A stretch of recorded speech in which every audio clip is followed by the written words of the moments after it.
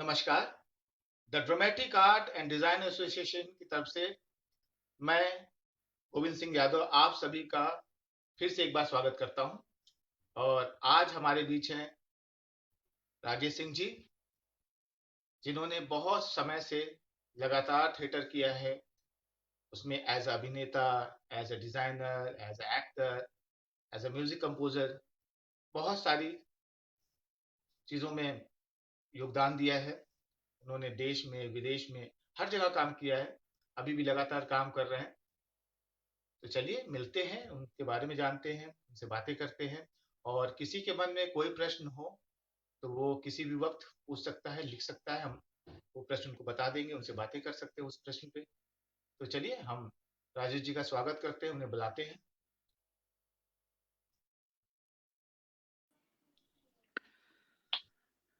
नमस्कार नमस्कार राजेश सभी जी। को। नमस्कार सभी को। नमस्ते नमस्ते गोविंद। नमस्ते और नमस्ते सभी को गोविंद नमस्कार। और सभी को नमस्कार। कैसे हैं आप इस पैंडेमिक टाइम में? आपने बस कैसे वैसे अपना ही समय जैसे बस पुरिया वैसे ही धुन। जैसे पुरिया धुन। इस पैंडेमिक टाइम में आपने कैसे अपना समय व्यतीत किया, क्योंकि थिएटर तो भी लगभग 9 महीने से बंद ही चल रहा है।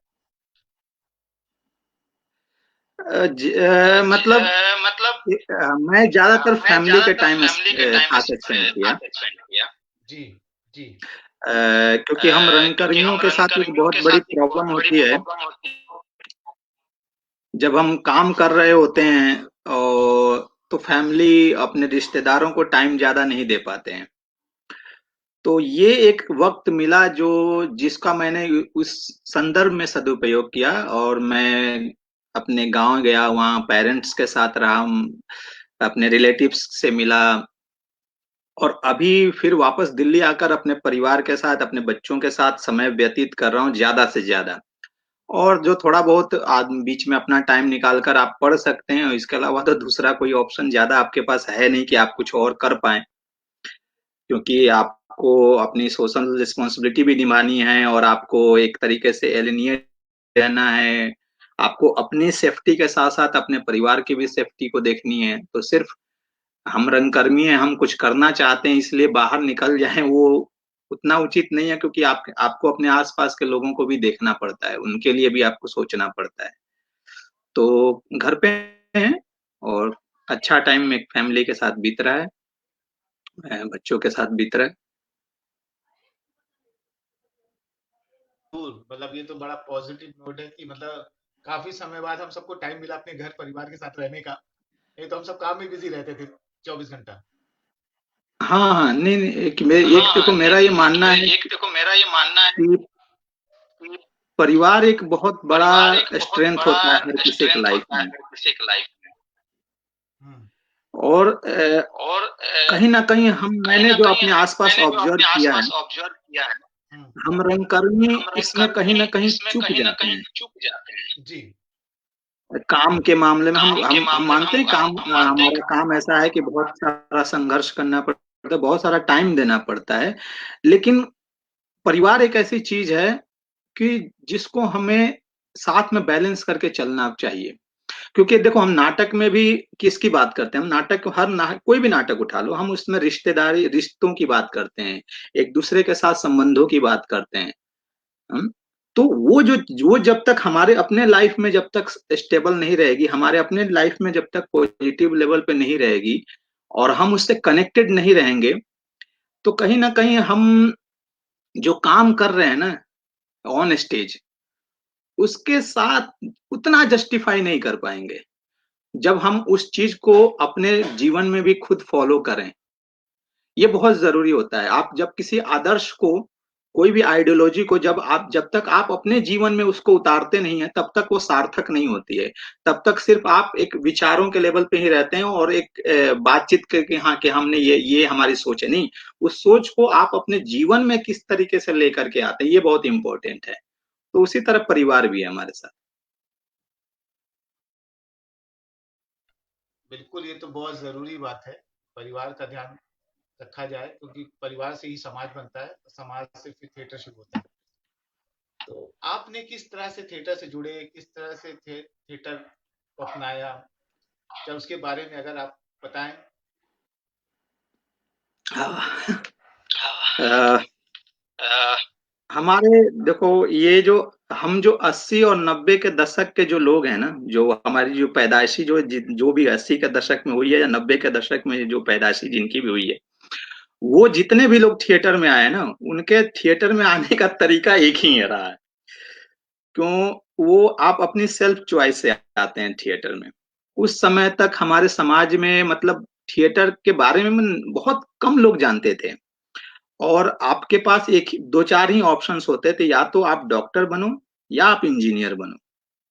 यही आपके पास 2 ऑप्शन होते थे। इवन मतलब आप सेल्फ बिज़नेस करने का भी कोई इस तरह के आइडिया नहीं था लाइफ में। अ, तो जब आप इस तरह के आर्ट फील्ड में आते हैं, तो आप अपने बाय चॉइस से आते हैं और फैमिली आपको उस तरीके से सपोर्ट नहीं करते क्योंकि फैमिली को कोई आइडिया ही नहीं है इस फील्ड के बारे में, कि इस फील्ड का स्कोप क्या है, क्या कर आगे क्या क्या हो सकता है इसमें, इसको आप एज़ अ करियर के लेवल पे कैसे ले सकते हैं। तो इसलिए कोई सपोर्ट मिलता न रहा नहीं है। एनीवे तो सेम चीज़ मेरे साथ भी हुआ।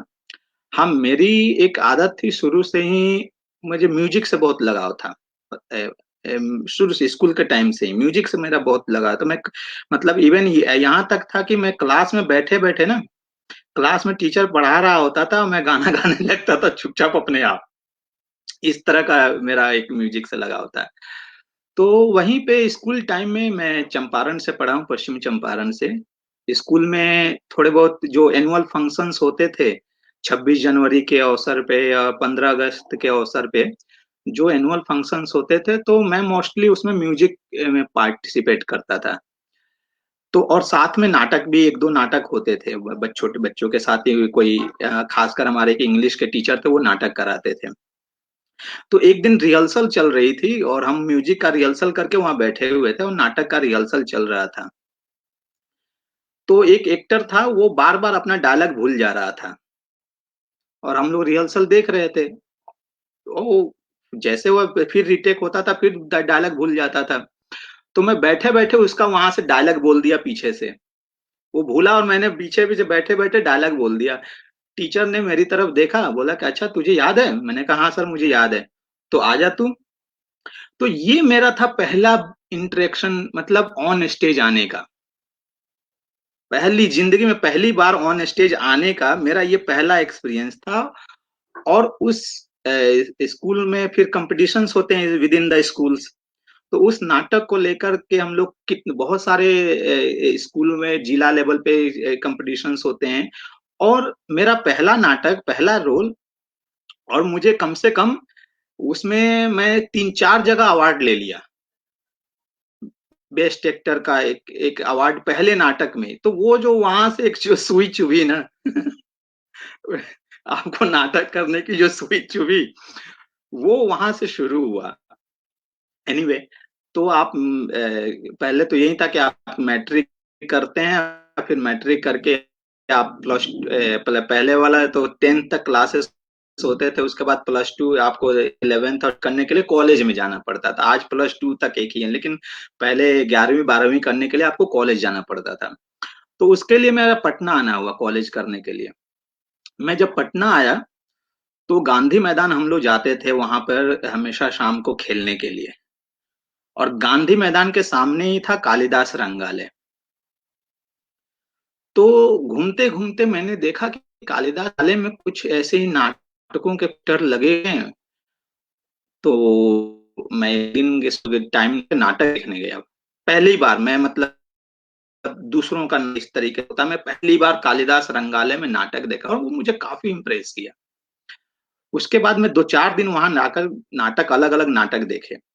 तो मन में कुछ होता था यार ये कुछ ऐसी चीज़ है जो किया जा सकता है, इसमें जाया जा सकता है। तो मैं एक कुछ दिनों के बाद मैं कालिदास रंगालय गया वहाँ पे और वहाँ के जो बैट करके वहाँ पे एक संस्था होती थी, जो वहाँ पे ट्रेनिंग का काम देती थी। तो मैं दिन में गया वहाँ मिलने के लिए और मैं ऑफ़िस में गया और मैंने उनसे बोला कि सर ऐसे-ऐसे है, मैं आपके नाटक देखा हूँ और मैं चाहता हूँ कि आपके यहाँ से जुड़ूँ और मैं प्रशिक्षण लूँ। अब पता नहीं वहाँ कोई अनिल अनिल जी करके कोई बंदा थे वहाँ पे, मुझे अनिल जी ही बस नाम याद है। उन्होंने मुझे ऊपर से नीचे तक देखा और बोले कुछ किए हो पहले, कुछ नाटक वाटक किए हो? तो मैंने कहा कि सर हाँ, स्कूल लेवल में किया हूँ, उसके बाद कुछ नहीं किया हूँ। तो नाटक के बारे में क्या जानते हो? मैंने कहा कि सर मुझे कुछ मालूम नहीं, मैं बस 2-3 नाटक आपका देखा हूँ और मैं आपसे जुड़ना चाहता हूँ, सीखना चाहता हूँ। अब पता नहीं, शायद वो उस दिन उनका मूड ऑफ रहा होगा, उन्होंने मुझे ऊपर से नीचे तक देखा और ऐसे डांट कर भगाया वहां से मुझे, कि फिर बोला कि नहीं नहीं नहीं दादा, हम आप जैसे लोगों को नहीं लेते हैं, ये सब बहुत बहुत डांटा मुझे, बहुत डांट के भगाया। फिर मैं दोबारा वहां, मतलब फिर बाद में जाकर के नाटक ही देखता रहा, फिर मेरी हिम्मत नहीं हुई जाकर के वहां दोबारा बोलने की कि मैं आपके यहाँ फिर। और दूसरी संस्थाओं के बारे में मुझे वहां ज्यादा आइडिया नहीं था कि कौन कौन सी और संस्थाएं वहां हैं, नाटक कौन कौन और लोग करते हैं, तो मुझे ज्यादा आइडिया नहीं था। तो इसी तरीके से मेरा वहां टाइम एक गुजर गया पटना में। फिर क्या हुआ, ये अराउंड 96-98 की बात है, और उसी समय मतलब एक कंप्यूटर, एक नया नया चीज आया था। मतलब कंप्यूटर आम लोगों तक बहुत जल्दी पहुंच रही थी। तो मेरे एक कजन ब्रदर थे जो दिल्ली में पढ़ते थे, उन्होंने कंप्यूटर का जो नीट खुला, NIIT खुला था, वो उसमें उन्होंने पहली बैच से उन्होंने कंप्यूटर की ट्रेनिंग ली थी। और वो अपना एक पूरा एक कंप्यूटर का अलग एक अपना बिजनेस शुरू करना चाहते थे। तो वो मुझे चाहते थे कि मैं आकर के वहां पे ज्वाइन करूं उनको। तो और साथ साथ मैं अपना दिल्ली आकर के अपना जो भी आगे की पढ़ाई वगैरह करूं। और उन्होंने कहा कि तेरा म्यूजिक में लगाव है तो दिल्ली में बहुत सारे इंस्टीट्यूट है, वहाँ म्यूजिक भी तू सीख लेगा, और साथ साथ मेरा काम भी अपना ये कंप्यूटर भी करता है। तो इस मैं ग्रेजुएशन बाद दिल्ली आना आया। मैं म्यूजिक धर्म महाविद्यालय ज्वाइन,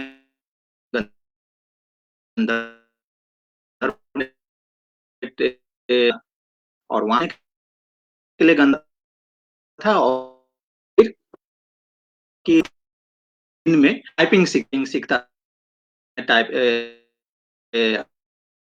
कंप्यूटर टाइप तो टाइप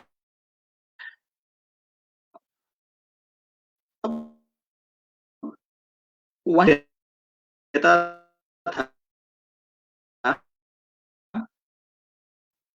बैच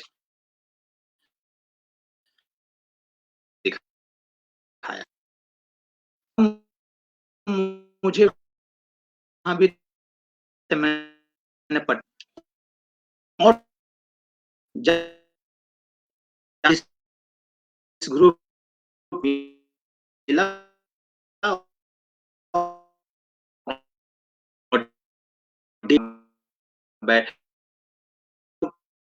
को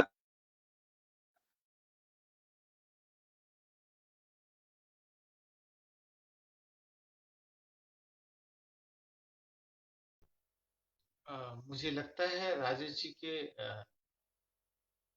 इसमें थोड़ी सी दिक्कत है, तो अभी थोड़ी देर बाद वो हमें ज्वाइन कर लेंगे।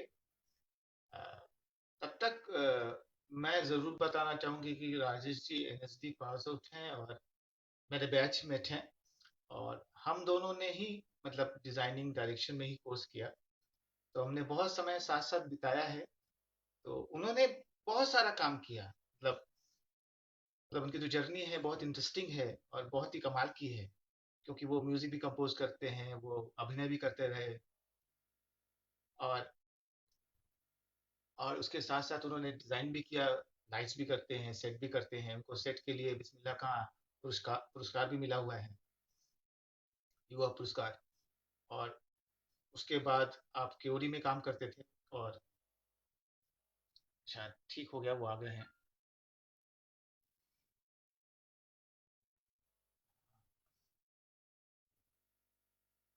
नहीं, कोई दिक्कत है, वो कोशिश कर रहे हैं कि वो हमें ज्वाइन कर पाएँ। और उसके बाद वो लंदन भी गए पढ़ने के लिए, वहाँ भी उन्होंने कोर्स किया। तो और उसके बाद आके लगातार दिल्ली में फ्रीलांसर काम कर रहे हैं, एनएसडी के साथ काम करते हैं, एनएसडी के जो और ब्रांचेज है वहाँ जाके काम किया, और खुद का अपना ग्रुप है जिसमें भी वो लगातार प्ले डायरेक्ट कर रहे हैं। तो बहुत सारा काम किया है, मतलब काफी समय से लेके अभी तक। और तो बहुत इंटरेस्टिंग जर्नी है। अभी वो आ जाते हैं तो उनसे हम लोग और बातें करते हैं, इसमें हम सबको बहुत सारी चीजें पता चलेंगी उनके बारे में। जैसे कि मुझे भी बहुत सारी चीजें नहीं पता थी उनके, मतलब शुरुआती जर्नी के बारे में, क्योंकि ऐसा समय नहीं मिलता था कि हम सब बैठ के इस तरह बातें कर पाए कि किस तरह से जर्नी रही और क्या क्या होता रहा। कि जब भी हम लोग साथ होते हैं तो काम की बातें होती हैं, और हमेशा ये होता है कि हम क्या काम कर रहे हैं, वो क्या काम कर रहे हैं, अभी क्या चल रहा है, और कैसे काम को आगे बढ़ाना है और क्या करना है। तो हम भूल जाते हैं बहुत सारी चीजें कि पीछे हम क्या क्या करते रहे।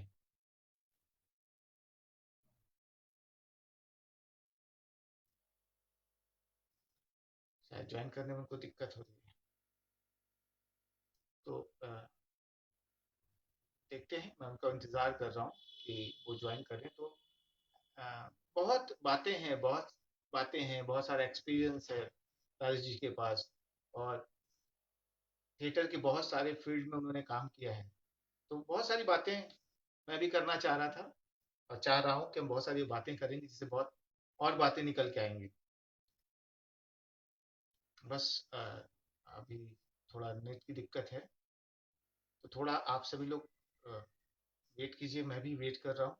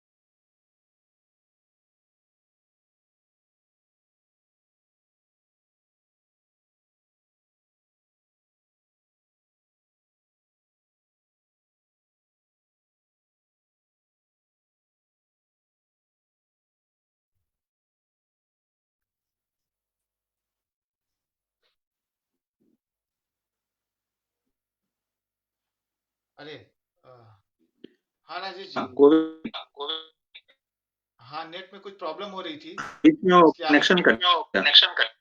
हाँ हाँ, कोई बात नहीं, ये तो होता रहता है। तो आप शुरू कर सकते हैं। Okay okay.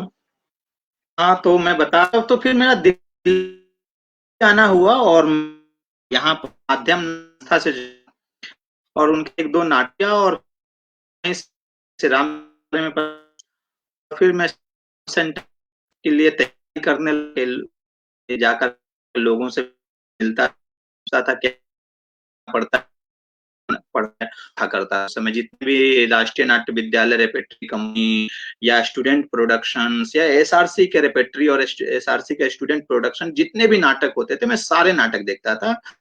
एक होता क्या था, मैं सुबह आ जाता था मॉर्निंग क्लास के विद्यालय, मेरे पास बाद से 3 तक का टाइम होता था, जिसमें लाइब्रेरी वगैरह ये सब उसके बाद बजे जाकर मैं टाइपिंग जाता था 3 से 5, वापस मैं ये एसआरसी का कोर्स करता था 5 बजे से लेकर के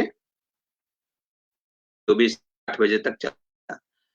और उसी के कोर्स करने के दौरान ही मैं एसआरसी का रेपेट्री प्रोडक्शंस में जितने भी हुए रेपेट्री प्रोडक्शंस 2 साल का एसआरसी का कोर्स, 2 साल के कोर्स भी दिन में प्रोडक्शन में उन सब करते ऑब्जर्व करके मुझे काफी। और फिर एसआरसी करने के बाद एसआरसी कंप्लीट किए, उसके बाद एसकेपी रेपेट्री में काम किया एज एन एडिटर।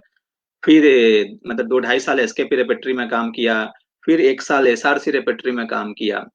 ये काम करते करते कहीं ना कहीं मुझे लगता था कि मुझे और कुछ जानना है, मुझे और कुछ सीखना है। मैं कहीं ना कहीं जा करके एक परफेक्शन की जो बात होती है ना वो नहीं आ रहा था। तो फिर मैंने एनएसडी के लिए ट्राई किया फिर अगेन। वो मेरा सेकंड अटेम्प्ट में 2000 ये 3-6 वाले बैच में मेरा एनएसडी में हुआ। और 2000 वही एनएसडी से, फिर एनएसडी से कोर्स करने के बाद वही अब उसके बाद तो आपके पास थिएटर के लिए है और आप कोर्स पढ़ते रहते हैं यहाँ पर और काम करते रहते हैं, तो सीखना और पढ़ना दोनों साथ साथ चलता रहा है। तो ऐसे थिएटर में आना हुआ। और रहा बात, धीरे धीरे आपको फैमिली फिर जब जान जाती है कि हाँ आप किसी और काम करने के लायक बचे नहीं, आप सिर्फ रंगमंच ही कर सकते हो, तो फिर फैमिली आपके छोड़ देती है कि ठीक है आप जो भी करो, आप अपने पैरों पर खड़े हो जाओ और आप अपना ध्यान रखो, आप अपने अपने आप को संभाल सको, आप अपने परिवार को संभाल सको, ये आपकी अपनी जिम्मेदारी होती है। फिर आपको फैमिली धीरे धीरे सपोर्ट करने लगती है उस मायने में। बड़ा इंटरेस्टिंग और बड़ा मजेदार है ये। तो आपने पहली रेपेट्री कर लिया, मतलब एसआरसी भी और साहित्य कला परिषद की, तो वहां तो आप बैक स्टेज भी करते थे, एक्टिंग भी करते थे, हम्म तो आप वहाँ गाना भी कंपोज करते थे। हम्म हाँ, तो वो उसका कैसा एक्सपीरियंस रहा, हम्म मतलब साहित्य कला परिषद की रेपेट्री का और श्री राम की रेपेट्री का? हाँ, तो आपने बहुत बड़े बड़े प्लेस किए थे ऑलरेडी पहले भी, आ, जैसे बापी सर के साथ आपने कर लिया था हाँ हाँ, दिल्ली में। ये देखो क्या होता था जब हाँ, ये देखो क्या होता था जब अ, उस समय रेपेट्री का माहौल ऐसा होता था ना कि आप रेपेट्री में आर्टिस्ट तो हैं लेकिन साथ साथ आप मतलब एक पूरी टीम होती थी और आपको साथ मिलकर काम करना होता था। एक अभिनेता होने के साथ साथ आपको बाकी जिम्मेदारी भी निभानी पड़ती थी। आपको साथ में आपको बैक स्टेज की अलग अलग जिम्मेवारी, आपको हर प्रोडक्शन में आप कभी आप कॉस्ट्यूम्स के डिपार्टमेंट देख रहे हैं, कभी आप सेट का डिपार्टमेंट देख रहे हैं। तो ये इससे क्या होता था, आपको बहुत कुछ जानने और सीखने को भी मिलता था। आपको एक्टिंग के अलावा, नाटक ऑन स्टेज के अलावा बैक स्टेज में काम काम कैसे होता है, काम कैसे होता है, उसको करने का प्रोसेस क्या है। और बहुत सारे डिजाइनर्स हैं, एनएसडी से सीनियर डिजाइनर्स आते थे उन प्रोडक्शंस में काम करने के लिए, तो आप उनको देखते थे साथ में कि अच्छा ये तरीका होता है, ऐसे काम किया जाता है, ये सोच होती है इस काम को करने के पीछे, ऐसे नहीं कुछ भी कर दिया जाता है। तो रेपेट्रीज में ये फायदा होता है क्योंकि आपके साथ एक अच्छा डायरेक्टर काम करने आता है, एक एक्सपीरियंस डायरेक्टर काम करने आता है। साथ ही साथ वो डायरेक्टर अपने साथ एक अच्छे टीम लेकर के आता है, चाहे कॉस्ट्यूम डिजाइन हो, चाहे लाइट डिजाइन हो, चाहे सेट डिजाइन हो, या इवन प्रॉपर्टी डिजाइन के लिए भी तो एक अच्छी टीम लेकर के आता है। तो जब आप उनको काम करते हुए देखते हो तो आपको बहुत कुछ सीखने को मिलता है। साथ आपको ये भी पता चलता है कि आप क्या नहीं जानते हो और आपको और क्या क्या सीखना है। तो वो प्रोसेस में मुझे काफी कुछ लगा कि अरे यार ये भी चीज है, ये सेट का ये चीज है, ये ड्राइंग कैसे की जाती है, ये इसका प्लान कैसे बनाया जाता है, ये नहीं आता है मुझे। या प्रॉपर्टी बनाते वक्त ये प्रॉपर्टी का मटेरियल क्या यूज किया जाता है, इस मटेरियल को हैंडल कैसे किया जाता है, ये नहीं आता है मुझे। तो ये सब जब देखा और सीखने की तो मन में हुआ कि ये सीखना है। तो वो काफी मुझे फोर्स किया एनएसडी की तरफ जाने के लिए भी। ये सारी जो प्रोसेस थे, ये अंदर ही अंदर मुझे जनरेट किया कि मुझे और ट्रेनिंग के लिए जाना है।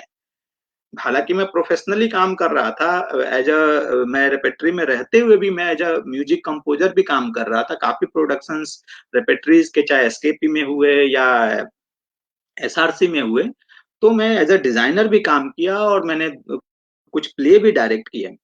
और मेरी एक हमेशा से आदत रही है कि मल्टीटास्किंग वाली, ये मेरा हमेशा से रहा है कि मैं ये एक चीज तो कर रहा हूँ लेकिन साथ साथ 2-4 चीजें और करूं। तो मैं किसी भी प्रोडक्शन में साथ में लग जाता था। या खाली बैठे हैं रेपेट्री में, नए नाटक नहीं हो रहे हैं, पुराने नाटक ही रिपीट हो रहे हैं, तो करें क्या, तो मैं क्या करता था, इन हाउस ही एक नया प्रोडक्शन तैयार करता था रेपेट्री के एक्टरों को लेकर के ही। मान लो फर्स्ट हाफ में एक अलग नाटक की रिहर्सल चल रही है, फिर 2 बजे से लेकर के 5 बजे तक एक दूसरे नाटक, पुराने नाटक की रिहर्सल चल रही है। उसके बाद 5 बजे के बाद मैं उनसे 2 घंटा ले लेता था और वहीं के आर्टिस्टों को लेकर के एक इन हाउस प्रोडक्शन तैयार करता था मैं। भले उसका पब्लिक शो नहीं होता था, लेकिन हम लोग आपस में ही एक नाटक तैयार करते थे और उसका इन हाउस ही शो करते थे, और वहीं जो संस्था के लोग होते थे वो आकर के देखते थे। तो वो मुझे काफ़ी इनरिच किया उस प्रोसेस ने, और काफ़ी कॉन्फिडेंस दिया मुझे उस प्रोसेस ने, कि हाँ, मुझे डायरेक्शन में भी मैं आगे बढ़ सकता हूँ। और उसी प्रोसेस में कई बार मुझे 1-2 प्रोडक्शन डायरेक्ट करने को भी मिले एसकेपी रेपेट्री कंपनी में। और मतलब मेरा बैकबोन रहा ये एनएसडी की तरफ जाने के लिए, ये एक तरीके से पुश किया मुझे बहुत अच्छे से ये प्रोसेस। नहीं नहीं, ये तो बहुत अच्छा प्रोसेस था कि लगातार लगे रहना और अपने आप को क्रिएटिव बनाए रखना, वो तो बहुत जरूरी हम्म। काम है। तो उसके बाद साहित्य कला परिषद के बाद फिर आप श्री राम रेपेट्री आए, तो वहां से हाँ। वहां तक का जब कैसे और किस तरह, किस लिए, क्योंकि वो हर चीज का एक पादान रहा कि साहित्य कला परिषद, फिर श्री राम रेपेट्री, फिर एनएसडी। हाँ हाँ, ये तो देखो क्या, साहित्य कला परिषद रेपेट्री कंपनी, मैं एसआरसी करने के बाद 5-6 महीना मैंने फ्रीलांसिंग किया, और उस दौरान मैंने मॉडर्न स्कूल के लिए बहुत काम किया। मॉडर्न स्कूल के हाउस वो प्रोडक्शंस होते थे उनके, कम से कम 12 हाउस प्रोडक्शंस होते थे। तो मैं ऑलमोस्ट 7 से 8 हाउस प्रोडक्शंस में उनके लिए, किसी में म्यूजिक कर रहा हूँ, किसी में कुछ डिजाइन कर रहा हूँ, तो ये काम किया। फिर मेरा एसकेपी रेपेट्री कंपनी में सिलेक्शन हो गया, और एसकेपी रेपेट्री कंपनी आपको जेएनयू के कैंपस की तरफ पड़ती थी। तो और उनका वर्किंग टाइम भी होता था 11 बजे से लेकर के शाम के 8 बजे तक, 8 बजे तक शाम के उनका वर्किंग टाइम होता था। तो उस चक्कर में मैंने रियलाइज किया कि मैं नाटक नहीं देख पा रहा हूँ, दूसरे नाटक, क्योंकि वो वर्किंग टाइम ऐसा है, और साथ ही साथ मैं वहाँ 2.5 साल काम किया एसकेपी रेपेट्री कंपनी में। 2.5 साल काम किया, और मैं वहाँ मतलब अंत तक आते आते मैं वहाँ का स्टेज मैनेजर, रेपेट्री का स्टेज मैनेजर भी रहा वहां पर। लेकिन कहीं ना कहीं ये लगा कि कुछ छूट रहा है इस पूरे, क्योंकि यहीं पर आकर बंद के रह जा रहा हूँ, टाइम नहीं मिल रहा है कुछ और देखने का, मंडी हाउस आने का, क्योंकि मंडी हाउस एक सेंटर होता था जहाँ सारे नाटक होते थे, तो आप बहुत सारे नाटक छूट जाते थे। तो मुझे लगा कि नहीं, मैं एसआरसी रेपेट्री अगर जाता हूँ तो कहीं ना कहीं मुझे ये अपॉर्चुनिटी मिलेगी कि मैं बहुत सारे नाटक वहां, क्योंकि एसआरसी रेपेट्री कंपनी का वर्किंग आवर 10 to 5 था। तो 10 to 5 आप काम करके आप 5 बजे के बाद बाकी चीजें देख सकते हैं, और मंडी हाउस में साथ साथ बहुत सारे लाइब्रेरी हैं, आप उसका इस्तेमाल कर सकते हैं। और एसआरसी की भी अपनी एक लाइब्रेरी हुआ करती थी, तो आप वहां उसका भी इस्तेमाल कर सकते हैं। तो मंडी हाउस में आने का फायदा ये था। तो वो एक लालच भी था जो मुझे प्रेरित किया कि मैं एसआरसी रेपेट्री ज्वाइन करूं। और मैं उस साल फर्स्ट ईयर में, मैं तो उस साल दोनों जगह दिया था, एनएसडी के लिए भी अप्लाई किया था, एसआरसी रेपेट्री भी दिया था। तो एनएसडी में एज ए स्टूडेंट मेरा उस साल सिलेक्शन नहीं हुआ, लेकिन एसआरसी रेपेट्री कंपनी में मेरा सिलेक्शन हो गया। तो मैं 2002 से 2003, 2002 और 3 मैंने एसआरसी रेपेट्री में काम किया। और काम करते करते मैंने वो बहुत सारे वो नाटक देखने का मौका मिला, बहुत सारी किताबें पढ़ने का मौका मिला, क्योंकि आपके पास एक सेंटर में आपके पास संगीत नाटक अकादमी की लाइब्रेरी है, साहित्य कला परिषद की रेपेट्री लाइब्रेरी है, और फिर आपके एसआरसी की अपनी लाइब्रेरी है, प्लस आपके नजदीक में ही ब्रिटिश लाइब्रेरी है, अमेरिकन सेंटर की लाइब्रेरी है। ये मैं सब जगह जाता था यहाँ पे। और मतलब तुम हैरान हो गए, मुझे उस समय मैं बता रहा हूँ 99 से लेकर के 2006 तक मैं किस लाइब्रेरी के किस रैक में कौन सी किताब पढ़ी है, मैं ये बता सकता था। इतना मेरा उस इन सारे लाइब्रेरी से मेरा उस तरीके से एक रिलेशन बन गया था।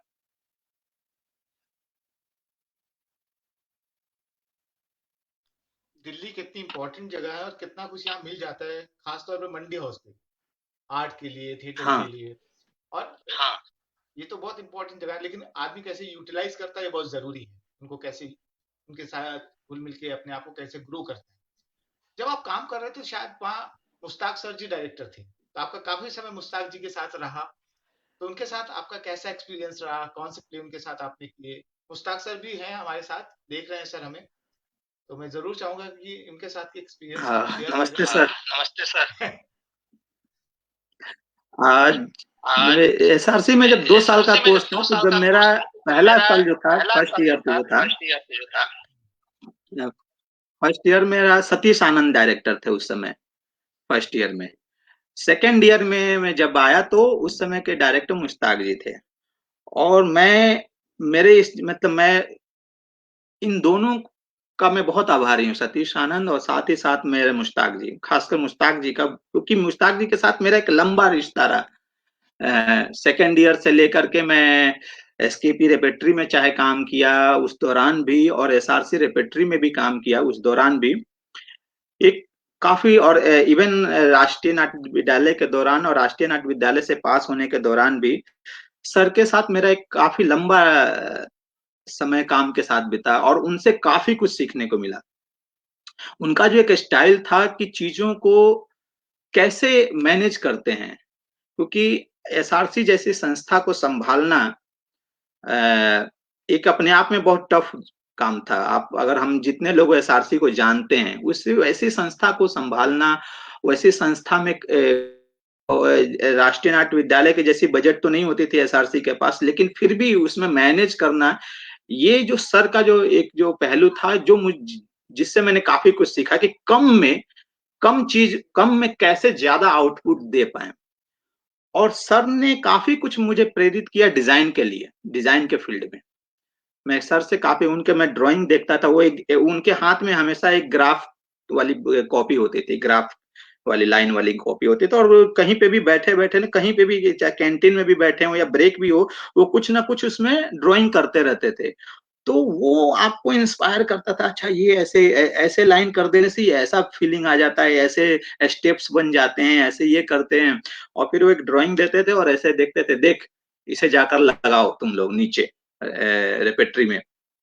तो वो आप ड्राइंग देख करके सारा सेट, तो वो आप एक एक बहुत पुश करता था आपको इस चीज को सीखने के लिए। और सर के साथ काफी कुछ इस मामले में काफी कुछ सीखने को मिला, और मैं सच में उनका अभी तक आभारी हूँ, और अभी तक वो बहुत हेल्प करते हैं हम लोगों की।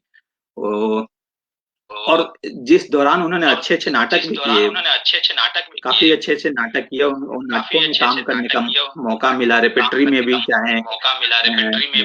उन्होंने एक नाटक किया था वासंती गिरनानी, जब मैं रेपेट्री में था एसआरसी रेपेट्री कंपनी में, और उसमें मुझे उन्होंने मेन रोल दिया था एज एन एक्टर। और मैं उस नाटक का म्यूजिक भी कर रहा हूँ। वासंती गिरनानी अगर आपने पढ़ा होगा, एक बहुत टफ नाटक, एक अलग ही फ्लेवर का नाटक है, एक अलग ही कंटेंट उसका एक अलग है। उस नाटक में एक रोल करना, और विद इन 10 डेज हमने उस नाटक को तैयार किया था, 10 दिनों के अंदर। तो काम को कैसे मैनेज करना है, तो एक कहीं ना कहीं स्टेज मैनेजमेंट वाली जो चीज है ना, वो सर से काफी कुछ सीखने को मिला मुझे। मैं जरूर चाहूंगा कि जो आपने जो म्यूजिक कंपोज किया था, अगर उसकी कुछ लाइन आप अगर सुना दें तो बड़ा अच्छा लगेगा, क्योंकि आपको एज अ कंपोजर बहुत कम लोग जानते हैं, मतलब क्योंकि उस तरह से आपने बहुत कंपोज किए हैं, क्योंकि एनएसडी से पहले बहुत किए हैं कंपोज म्यूजिक प्ले के। हाँ हाँ है ना? तो एक आध लाइन अगर सुना सकते हैं। और अच्छे टीचर का गुण भी ये होता है, जैसे आप बात कर रहे थे मुश्ताक सर के बारे में, कि मतलब अपने स्टूडेंट को आगे बढ़ाएं। उनके स्टूडेंट आगे बढ़ते हैं तो टीचर हाँ ही का नाम होता है और टीचर ही आगे होता है। तो ये तो है, सर की ये खासियत तो है।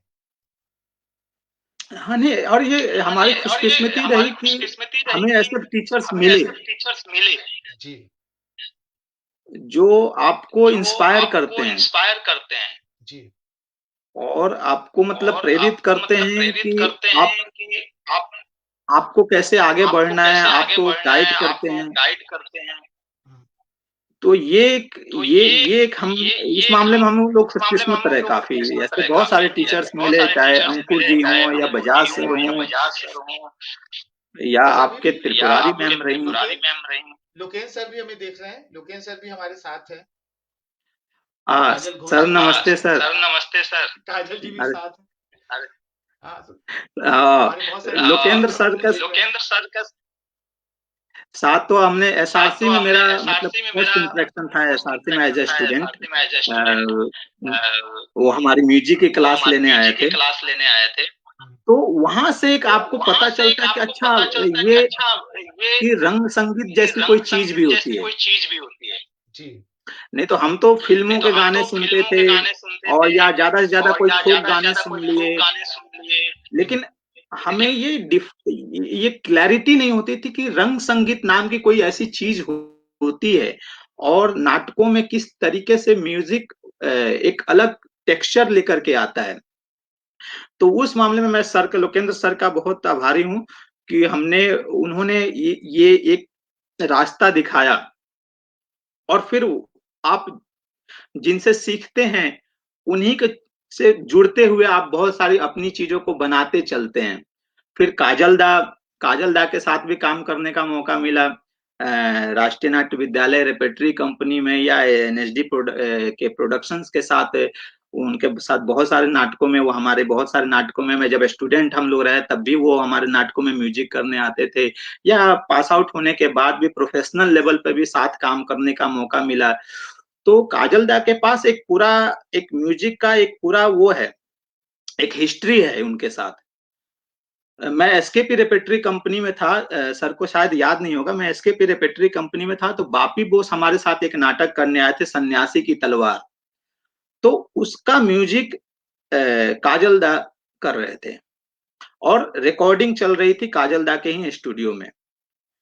तो उसके लिए मैंने 2 गाने लिखे थे, उस नाटक के लिए 2 गाने लिखे थे। तो वो गाने काजल दा ने कंपोज किए, और तो मेरे लिए बड़ा गर्व की बात होती थी, मैं रिकॉर्डिंग में अपने लिखे हुए गाने को सुन रहा हूँ, और खुद हम लोग एज ए एक्टर उस गाने को गा भी रहे थे रिकॉर्डिंग स्टूडियो में। तो ये काफी मेरे लिए एक प्राउड मोमेंट था कि आप सुन रहे हो, अच्छा। तो और कहीं ना कहीं आपको एक कॉन्फिडेंस देता है कि हाँ, आप ये सारे इस डायरेक्शन में भी आप जा सकते हो। तो ये जो चीज रहा कि आप हर चीज को देखते हुए, म्यूजिक है, सेट डिजाइन है, लाइट है, कॉस्ट्यूम है, ये सारी चीजें आपको खींचती है अपनी तरफ। और मेरा ये मानना है कि हमें अगर अगर हम थिएटर कर रहे हैं, थिएटर आर्टिस्ट हैं, अपने आप को अगर हम थिएटर आर्टिस्ट कहते हैं, तो हमें कहीं ना कहीं इन सारे एलिमेंट्स की तरफ ध्यान देना चाहिए। सिर्फ एज एन एक्टर रहकर बनकर, ठीक है, आप एज एन एक्टर हम इनरिच करते हैं अपने आप को, लेकिन अगर रंगमंच की बात करते हैं तो रंगमंच एक समग्र कला है। ये हमको जानना पड़ेगा। रंगमंच सिर्फ ये नहीं है कि एक अभिनेता है, एक डिजाइनर है, एक नहीं। हमें हम ये नहीं है कि हम उसमें एक्सपर्ट बने, हर चीज का एक्सपर्ट बने, ये जरूरी नहीं है। लेकिन कहीं ना कहीं उसमें उसके पीछे सोच क्या होती है, अप्रोच क्या होता है, ये हमें जानना चाहिए। और इसको हमें सीखने के लिए हमेशा उत्सुक रहना चाहिए। जो मैंने इसको अपने स्टूडेंट लाइफ में मैंने बहुत एंजॉय किया इस चीज को। बिल्कुल बिल्कुल बिल्कुल सही बात है। तो मैं चाहूंगा कि आपने इसी नाटक का जो म्यूजिक कंपोज किया है, बनाया है, तो उसकी अगर 2 लाइन आप गुनगुना दें तो बड़ा अच्छा लगेगा। क्योंकि बहुत समय से हम सब ने, मतलब यहाँ तक कि कृतिका देख रही हैं आपको, ज्ञान देख रहे हैं, मतलब हम भी चाहते हैं कि राजेश जी के मुंह से हम कुछ सुने, क्योंकि बहुत समय हो गया आपके मुंह से कुछ एक सुने हुए। मेरा नाटक के लिए जो पहला गाना जो था मेरा, नाटक के लिए जो मैंने पहला गाना जो कंपोज किया था, उसके 2 लाइन में गाता हूँ। ये जो जिंदगी है ना, ये जो जिंदगी है ना, थोड़ी चंचल, थोड़ी मासूम, थोड़ी सी अनजान है ना, ये जो जिंदगी है ना। फिर मैंने बहुत दिनों बाद एक त्रिपुरारी जी के लिए त्रिपुरारी शर्मा जो हमारे टीचर थे, उन्होंने एक नाटक किया था, शायर शटर डाउन। एक अलग तरह का नाटक था। तो उसको कंपोजिशन करते वक्त मुझे काफी मतलब मशक्कत करनी पड़ी थी। उसमें एक 2 लाइन के गाने थे। गाना नहीं, एक छंद टाइप में एक ऐसे ही था। रात क्यों क्यों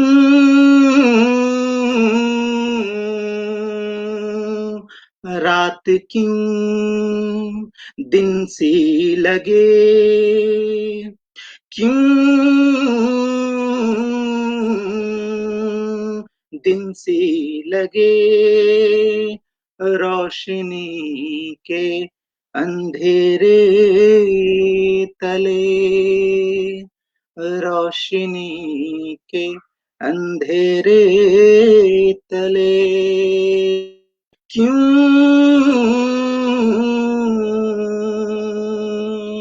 रात क्यों क्यों दिन सी लगे।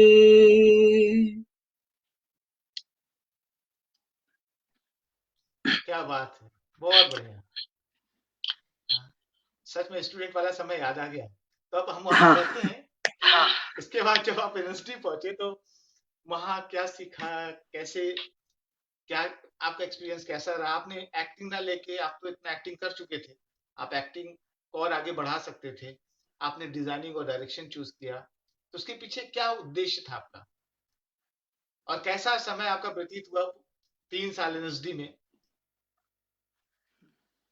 मतलब एसआरसी और एसकेपी रेपेटरी करते हुए क्या होता था कि जब हम लोग को स्क्रिप्ट मिलती थी, तो ये एज एन एक्टर ये एक होड़ होती थी अंदर, क्योंकि आपकी ऑलमोस्ट रेपेटरी प्रोडक्शंस में आपकी डबल कास्टिंग होती है।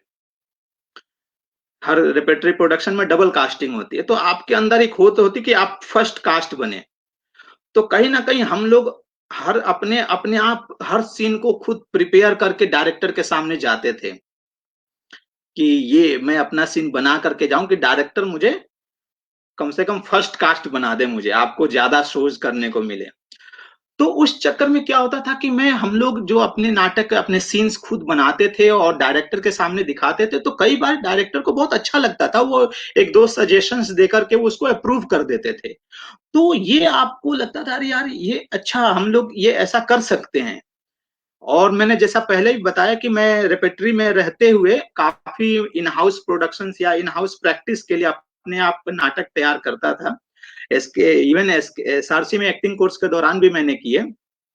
और इवन तुम्हें अगर याद होगा तो मैंने एनएसडी में मैं फर्स्ट ईयर के दौरान भी मैंने ऐसे इन हाउस प्रोडक्शंस किए थे, कहानियों को लेकर के, ट्रेनिंग के अलावा।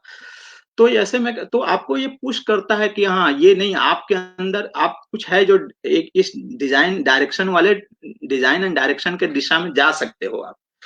तो जब मैं एनएसडी में आया तो एक टोटली एक अलग एम्बियंस मिला। आपको 24 आवर्स वहीं पे रहना है, आपको सुबह से लेकर के रात का कोई मतलब आपको शेड्यूल पता ही नहीं होता आप कब सोने जाओगे।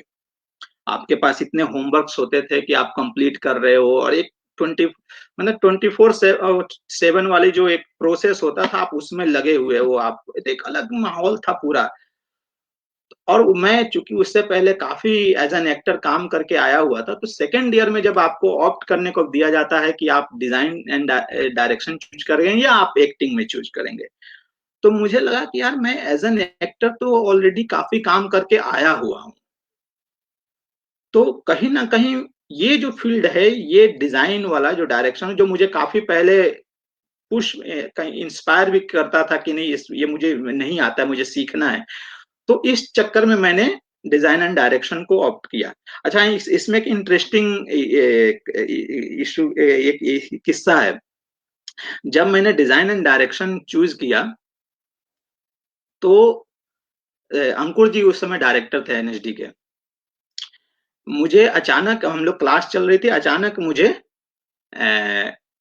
एक कॉल आता है कि आपको डायरेक्टर साहब बुला रहे हैं। तो मैं अंकुर जी के ऑफिस में गया वहाँ अधिक तो एक आपको एक डायरेक्टर के ऑफिस में जा रहे हो, आपको अचानक से क्यों बुलाए जा रहे हो, आपकी ऐसी ही हालत खराब हो जाती है कि पता नहीं क्या आपने गलती कर दिया है। मैं जैसे ही अंदर घुसा तो अंदर रॉबिन सर बैठे हुए हैं और अंकुर जी बैठे हुए हैं। तो आपसे पहला सवाल पूछा जाता है कि आपका सिलेक्शन यहाँ एज एन एक्टर के तौर पे हुआ है एनएसडी में, और आप डिजाइन एंड डायरेक्शन क्यों ऑप्ट कर रहे हैं, जबकि हमने आपको एज एन एक्टर आपको देखा है और एज एन एक्टर ही आपको हम सिलेक्ट किए हैं इस कि हम आप उस फील्ड में आगे बढ़े। अब मुझे कुछ समझना है कि क्या बोलूं। तो मैंने जब बोला कि सर, जब आप खुद ही बोल रहे हैं कि एज एन एक्टर आपने मुझे देख लिया है, तो अब एज एन डिजाइनर डायरेक्टर भी अब देखिए कि, कि एज एन एक्टर तो ऑलरेडी आपने मुझे देख लिया है ना। तो ये जो फील्ड है, ये जो एस्पेक्ट्स है, क्योंकि मैं जब एनएसडी सीखने के लिए आया हूं, मैं ज्यादा से ज्यादा सीखने के लिए आया हूं। मैं चाहता हूं कि मुझे जो ये नहीं आता है मैं इसको जानूं। और रहा सवाल एक्टिंग का, तो मैं ऑलरेडी मैं हमारे प्रोडक्शंस होंगे, हम साथ में काम करेंगे, जो एक्टिंग हमारे जो बैचमेट्स होंगे उनके साथ काम करेंगे, हमारे साथ भी क्लासेस होंगी कुछ, तो उससे मुझे काफी कुछ जानने को मिलेगा। मैं एकदम से कट तो नहीं रहा हूं, लेकिन ये जो मैं चीज है ये मेरे लिए टोटली नहीं है, चाहे वो टेक्निकल चीजों हैं या डायरेक्शन की चीजें हैं या डिजाइन के जो अदर एस्पेक्ट्स, ये मेरे लिए टोटली नहीं है। और ये मुझे यही इसी इंस्टीट्यूट में मिल सकता है, इससे बाहर मुझे नहीं मिलेगा ये। तो कम से कम मुझे ये सीखने दीजिए। तो वो एक था जिसके कारण मुझे डिजाइन एंड डायरेक्शन ऑप्ट करने का मौका मिला। और मैं उसके लिए रॉबिन सर, अंकुर जी, अनुराधा कपूर, अभिलाष पिल्लई और इन सबका रियली मैं आभारी हूँ कि इन लोगों ने काफी हमें पुश किया चीजों को जानने के लिए। हाँ, तो फिर उसके बाद 3 साल कैसे गुजरे? मतलब 3 साल क्या होता रहा? क्या अंतर आपने पाया कि इसके पी और श्रीराम के बाद एनएसडी में आना और डिजाइन डायरेक्शन पे काम करना? तो क्या अलग चीज आपको वहां से मिली, जो आप जब वहां से निकले तो उसमें काम आई? अलग तो नहीं, अलग मैं नहीं कहूंगा, मैं उसका विस्तार मिला मुझे। मैं जब एसआरसी में 2 साल का ट्रेनिंग लिया था, तो मोस्टली उस समय भी एनएसडी के टीचर्स ही आते थे सारे पढ़ाने हमारे एसआरसी के एक्टिंग कोर्स में। लेकिन वही होता था कि वो एक पार्ट टाइम कोर्स था, तो जिसमें आप बहुत सारी चीजों को सिर्फ आप वेगली तरीके से जान पाते थे। और रहा जब मैं एसआरसी या एसकेपी रेपेटरी कंपनी में काम किया, तो वहां पे हम तो काम कर रहे हैं, लेकिन काम के पीछे एक अप्रोच क्या होता है, क्योंकि जो डिजाइनर आ रहा है वो उस अप्रोच को तो जानता है, लेकिन हम नहीं जानते, एज एन एक्टर हम नहीं जानते, हम तो बस चीजों को होते हुए देख रहे हैं। लेकिन उसके पीछे का पूरा एक प्रोसेस क्या है वो हमें नहीं पता होता था। तो वो प्रोसेस मुझे एनएसडी में आकर के मिला, जो मैं एसकेपी और एसआरसी में रहते हुए नाटकों में हमने जो देखा लोगों को करते हुए, अच्छा ऐसे, लेकिन ये किस प्रोसेस से, किस सोच से होता है, इसका मेथड क्या है, ये यहां तक पहुंचा क्या, कैसे जाता है, वो प्रोसेस मुझे एनएसडी में आकर के मिला। तो मेरे लिए एक बहुत ही हेल्पफुल रहा कि मैं पहले से ये सारी काम करके आया हूं, तो मुझे उस काम को जोड़ने का, उस काम को समझने का, उसके लिंक को समझने का मौका मिला मुझे एनएसडी में आकर के। और एनएसडी में आपको एक पूरा एक आपके पास एक पूरा 3 साल का एक रेसिडेंशियल कोर्स है, तो आपके पास भरपूर टाइम होता है चीजों को जानने के लिए। आपको अगर कोई चीज नहीं आ रही तो उसको बार बार करने के लिए, और बार बार करके उसमें परफेक्शन लाने के लिए आपके पास एक टाइम होता है। आपके ऊपर है कि आप उस टाइम को कैसे यूटिलाइज करते हैं। तो वो चीज मेरे को काफी हेल्प किया। तो उसी का जो मैं पहले काम करके आया था, उस काम को और सॉलिड करने का और परफेक्शन करने का मुझे एनएसडी ने मौका दिया। और एनएसडी का एक और चीज खासियत यह है कि आपके साथ जो बैच होता है ना, आपकी जो बैच होती है, उस समय 20 लोगों की बैच होती थी। तो वो 20 लोग ना, मतलब समझो एक अलग-अलग स्टेट से आते हैं, तो ये एक पूरा एक अलग-अलग स्टेट का एक कल्चर लेकर के आपके पास आते हैं। तो आप देखते अरे यार महाराष्ट्र में ऐसा होता है, अच्छा महाराष्ट्र में ये वहाँ का फोक फॉर्म है। फिर मतलब आसाम के बारे में तो मैं जानता ही नहीं था कुछ। लेकिन आपको आपका बैचमेट मेरे विप्लव विप्लव अच्छा असम असम भी कोई जगह है, वहां पे ऐसे ऐसे नाटक होते हैं, वहां का फोक फॉर्म ये है। तो ऐसे आपके 20 लोग जब साथ में अलग अलग जगह से मिलते हैं, या जैसे कानपुर से या इलाहाबाद से तुम लोग थे, तो उड़ीसा से, तो आपको सारी चीजों को जानने का मौका मिलता है, और फिर आपको पता है कि आपको ये पता चलता है कि आपको और क्या क्या पता नहीं है, आपको और क्या क्या जानना है। तो ये एक माहौल मिलता है, एटमॉस्फेयर मिलता है, ये आपके साथ 20 अलग अलग स्टेट के लोगों को होने से। वो तो है, बिल्कुल ट्रू। और उसी से मुझे याद आया कि हम लोग विप्लव के साथ गए थे असम घूमने, कि हम उसने 15 दिन का टूर बनाया था हम लोगों ने, और 15 दिन पूरे रहे हाँ थे कि असम को जाने, कि असम में क्या क्या कहाँ कहाँ कैसे होता है। वो भी एनएसडी के उससे था कि एनएसडी में बहुत सारे प्रोविजन होते हैं, जैसे कि हम हाँ, वो एक रोहतांग में गए माहौल थे। देता है आपके पास। बिल्कुल बिल्कुल। और उसी में एक प्रोसेस वो भी था पणिकर जी का, जिसमें कि आप केरल जाइए, उनके साथ काम कीजिए, वहां के रहन सहन को हाँ, देखिए। वो एक इंटरेस्टिंग प्रोसेस है एनएसडी का। मैं रियली कि आप एक पूरा 2 महीने के लिए आप एक ऐसे स्टेट में जाते हैं, एक ऐसे फॉर्म को जानते हैं, वहां रहते हैं और सीखते हैं। अ, और एक चीज और थी हमारे साथ फर्स्ट ईयर में भी, हमारे साथ लकली क्या हुआ कि हमारे साथ नौटंकी भी हुआ और विदेशिया भी हुआ। और ऐसे एक फॉरेन डायरेक्टर आए हुए थे, उन्होंने हमारे साथ हेमलेट मशीन भी किया। तो ये बहुत सारे प्रोडक्शंस करने का मौका मिला। और ये जो सेकेंड ईयर में केवलम नारायण पणिक्कर को मुझे नजदीक से देखने का जो अवसर मिला ना, एक मल्टीटास्किंग आदमी थे वो, मल्टीटास्किंग। क्योंकि मैं बैक स्टेज में काम कर रहा था उस प्रोडक्शंस में, मैं ऑन स्टेज नहीं था उस प्रोडक्शंस में, तो मैं बाहर बैठ करके देखता था कि वो अचानक 10 मिनट के लिए रिहर्सल स्पेस में आते थे, और ये ऐसे ऐसे करो और बोल करके बाहर चले जा। और वो उस समय वहां के संगीत नाटक एकेडमी के चेयरपर्सन थे, जब हम लोग ये उनके साथ ट्रेनिंग ले रहे थे, तो उस समय तो उसी परिसर में ये ट्रेनिंग हम वर्कशॉप चल भी रही थी। तो साथ साथ वो चेयरपर्सन का दायित्व भी निभा रहे हैं, साथ ही साथ आपके लिए एज ए टीचर वो आपको सिखा रहे हैं, प्ले डायरेक्ट कर रहे हैं। और उसी मोमेंट पर मैंने उनको देखा कि वो कुछ फिल्मों के लिए म्यूजिक भी कंपोज कर रहे थे। तो एक कोने में मैं देखा कि ये कैंपस के कोने में 2-4 म्यूजिशियन बैठे हुए हैं। तो वो उनके पास 10-15 मिनट के लिए जाते थे, और वहां पर उनको गाना बजाते थे कि ऐसे ऐसे करो, ऐसे म्यूजिक बनेगा। तो वो पता चला वो फिल्मों के लिए म्यूजिक कंपोज कर रहे हैं। तो आपको देख करके, ऐसे व्यक्तित्व को देख करके लगता है अरे यार, आप एक साथ आप कितना कुछ कर सकते हो। मतलब आपकी इंसान होने की बहुत बड़ी संभावना है। अब इस संभावना को आप कैसे एक्सप्लोर करते हो, यही आपको अपने काम की तरफ, अपने लक्ष्य की तरफ ले जाती है। तो मैंने उस कावलम नारायण पणिक्कर से तो ये जरूर सीखा। बिल्कुल बिल्कुल, ये तो हम सब के लिए बड़ी बड़ी सी अपॉर्चुनिटी थी। अच्छा, तो उसके बाद जब आपका एनएसडी कंप्लीट होता है, हम्म। तो उसके बाद आपका कभी मन नहीं हो कि फिल्मों में जाऊं, फिल्म करूं, क्योंकि आप तो लगातार थिएटर से ही जुड़े रहे।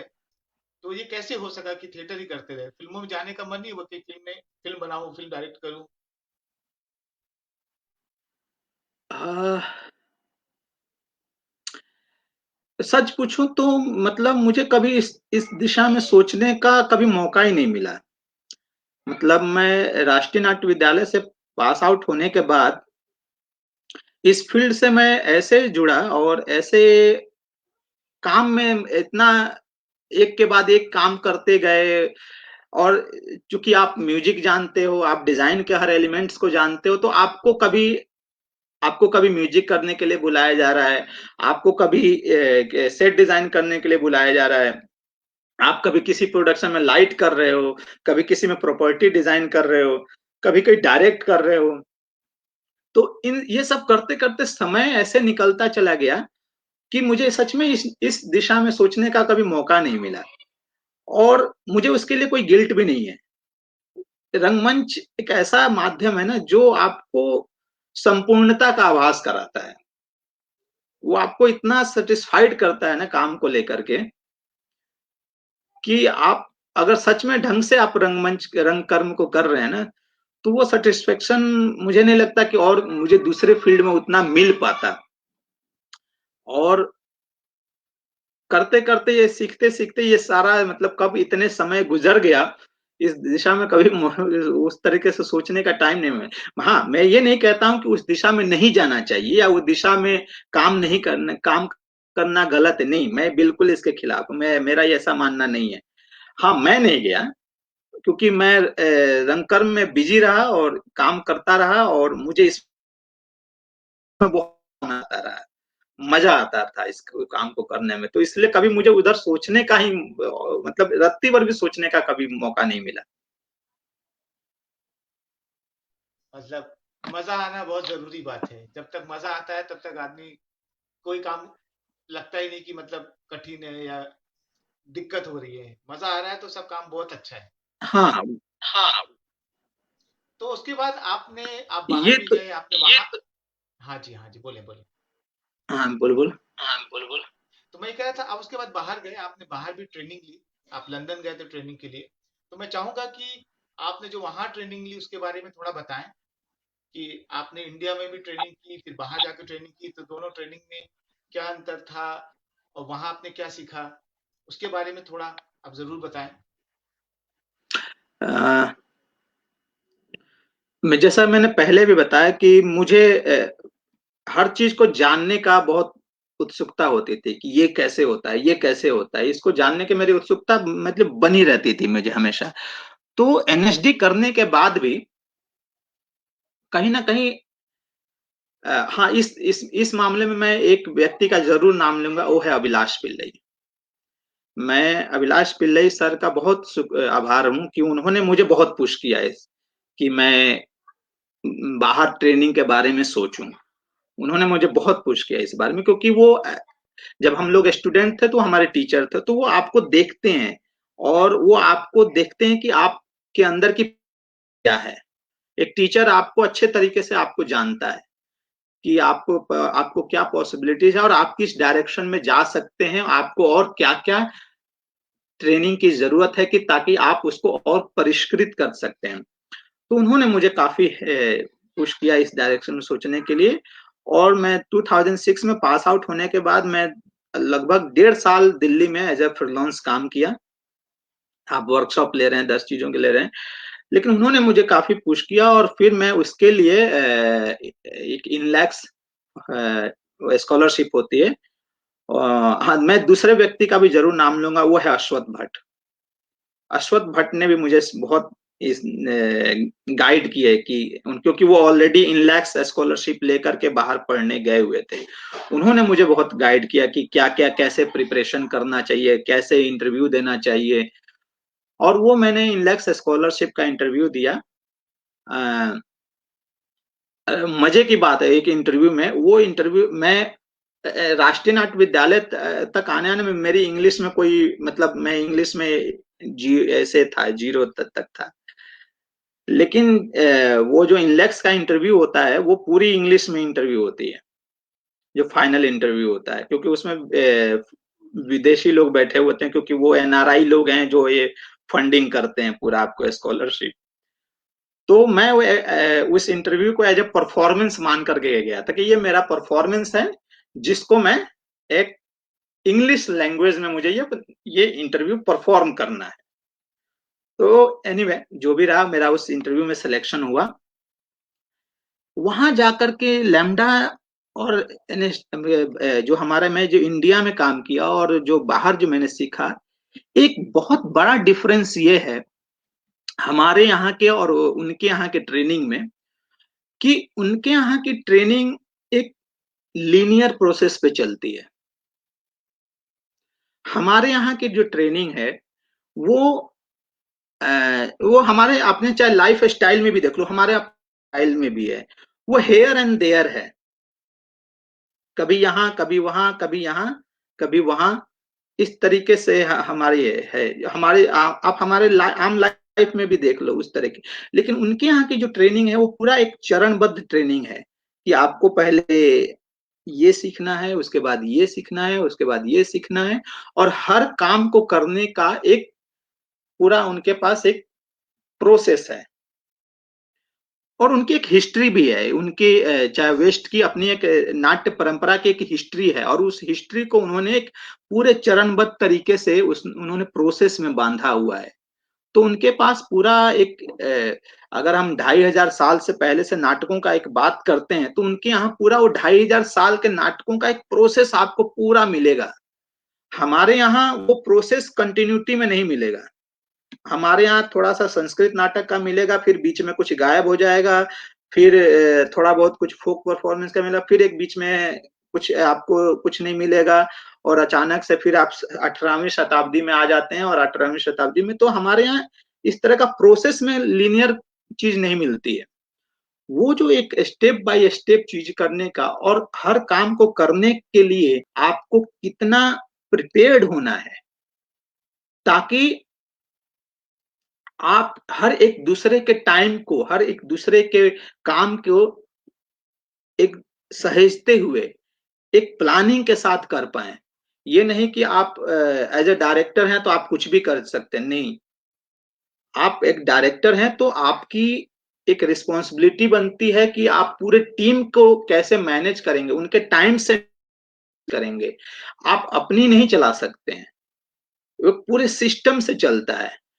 जिसे मतलब एक अगर कहें तो स्टेज मैनेजमेंट का नाम दिया गया है जिसे, कि स्टेज मैनेजमेंट नाम की जो चीज है वो कैसे पूरे प्रोडक्शन के लिए वर्क करती है, जो हमारे यहाँ मतलब ना के बराबर है स्टेज मैनेजमेंट। हम वहां लैग करते हैं स्टेज मैनेजमेंट के लेवल पे। स्टेज मैनेजमेंट सिर्फ वो नहीं होता है कि बैक स्टेज में चाय कौन पिला रहा है या स्पेस की सफाई कौन कर रहा है, नहीं, ये स्टेज मैनेजमेंट ये नहीं है।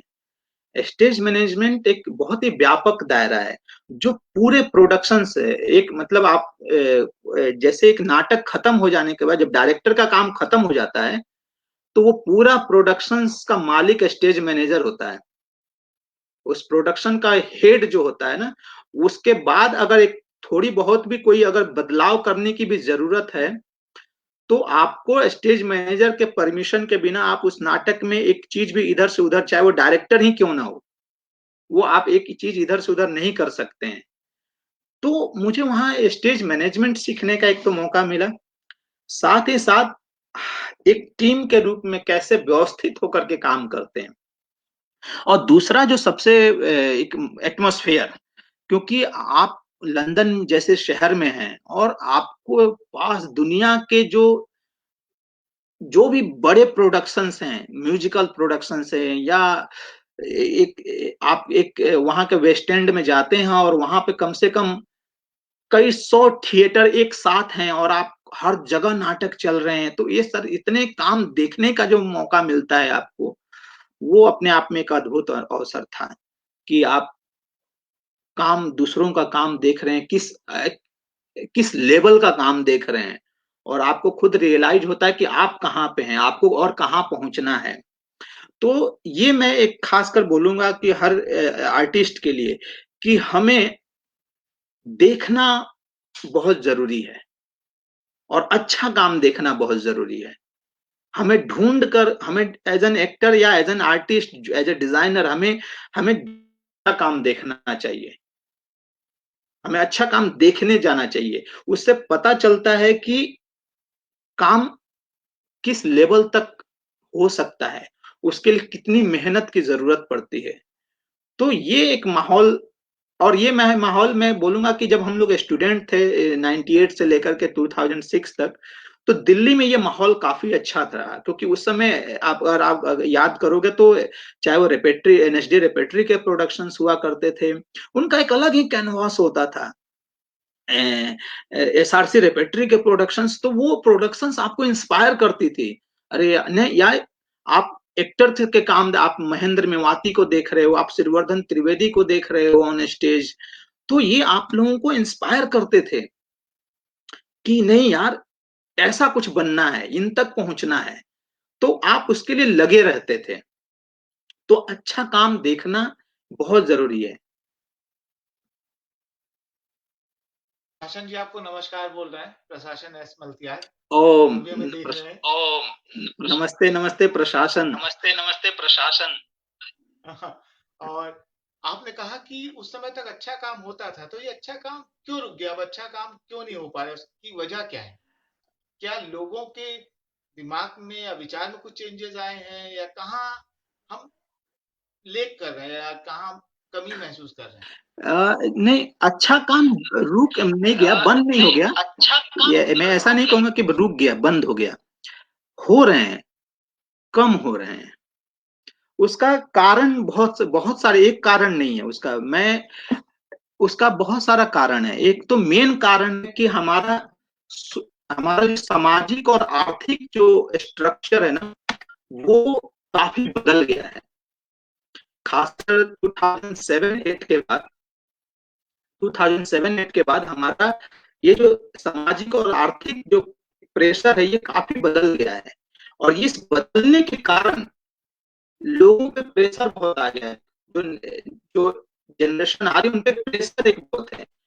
तो उसके कारण क्या हो रहा है कि लोग जल्दी जल्दी कुछ पा लेना चाह रहे हैं, प्रोडक्ट तैयार कर लेना चाह रहे हैं। पहले का सामाजिक और आर्थिक जो एक सिचुएशन था, वो अलग था। ठहराव थी एक, लोगों के सोच में, लोगों के लाइफ स्टाइल में एक ठहराव थी। तो जब वो ठहराव के कारण ना,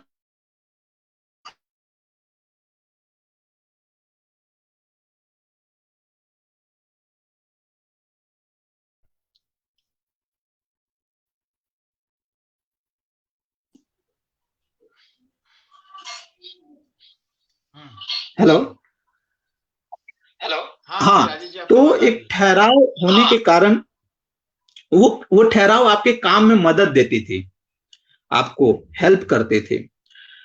फिर क्या हुआ बाद में, ये जो 2007-8 के बाद एक पूरा परिदृश्य थोड़ा धीरे धीरे बदलने लगता है हमारा। और ये सिर्फ, मैं किसी को इसका दोष नहीं दूंगा, लेकिन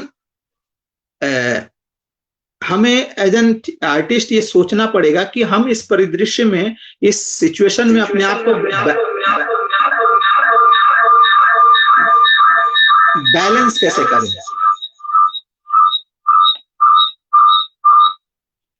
हेलो, ये आवाज गूंज तो नहीं रही है ना?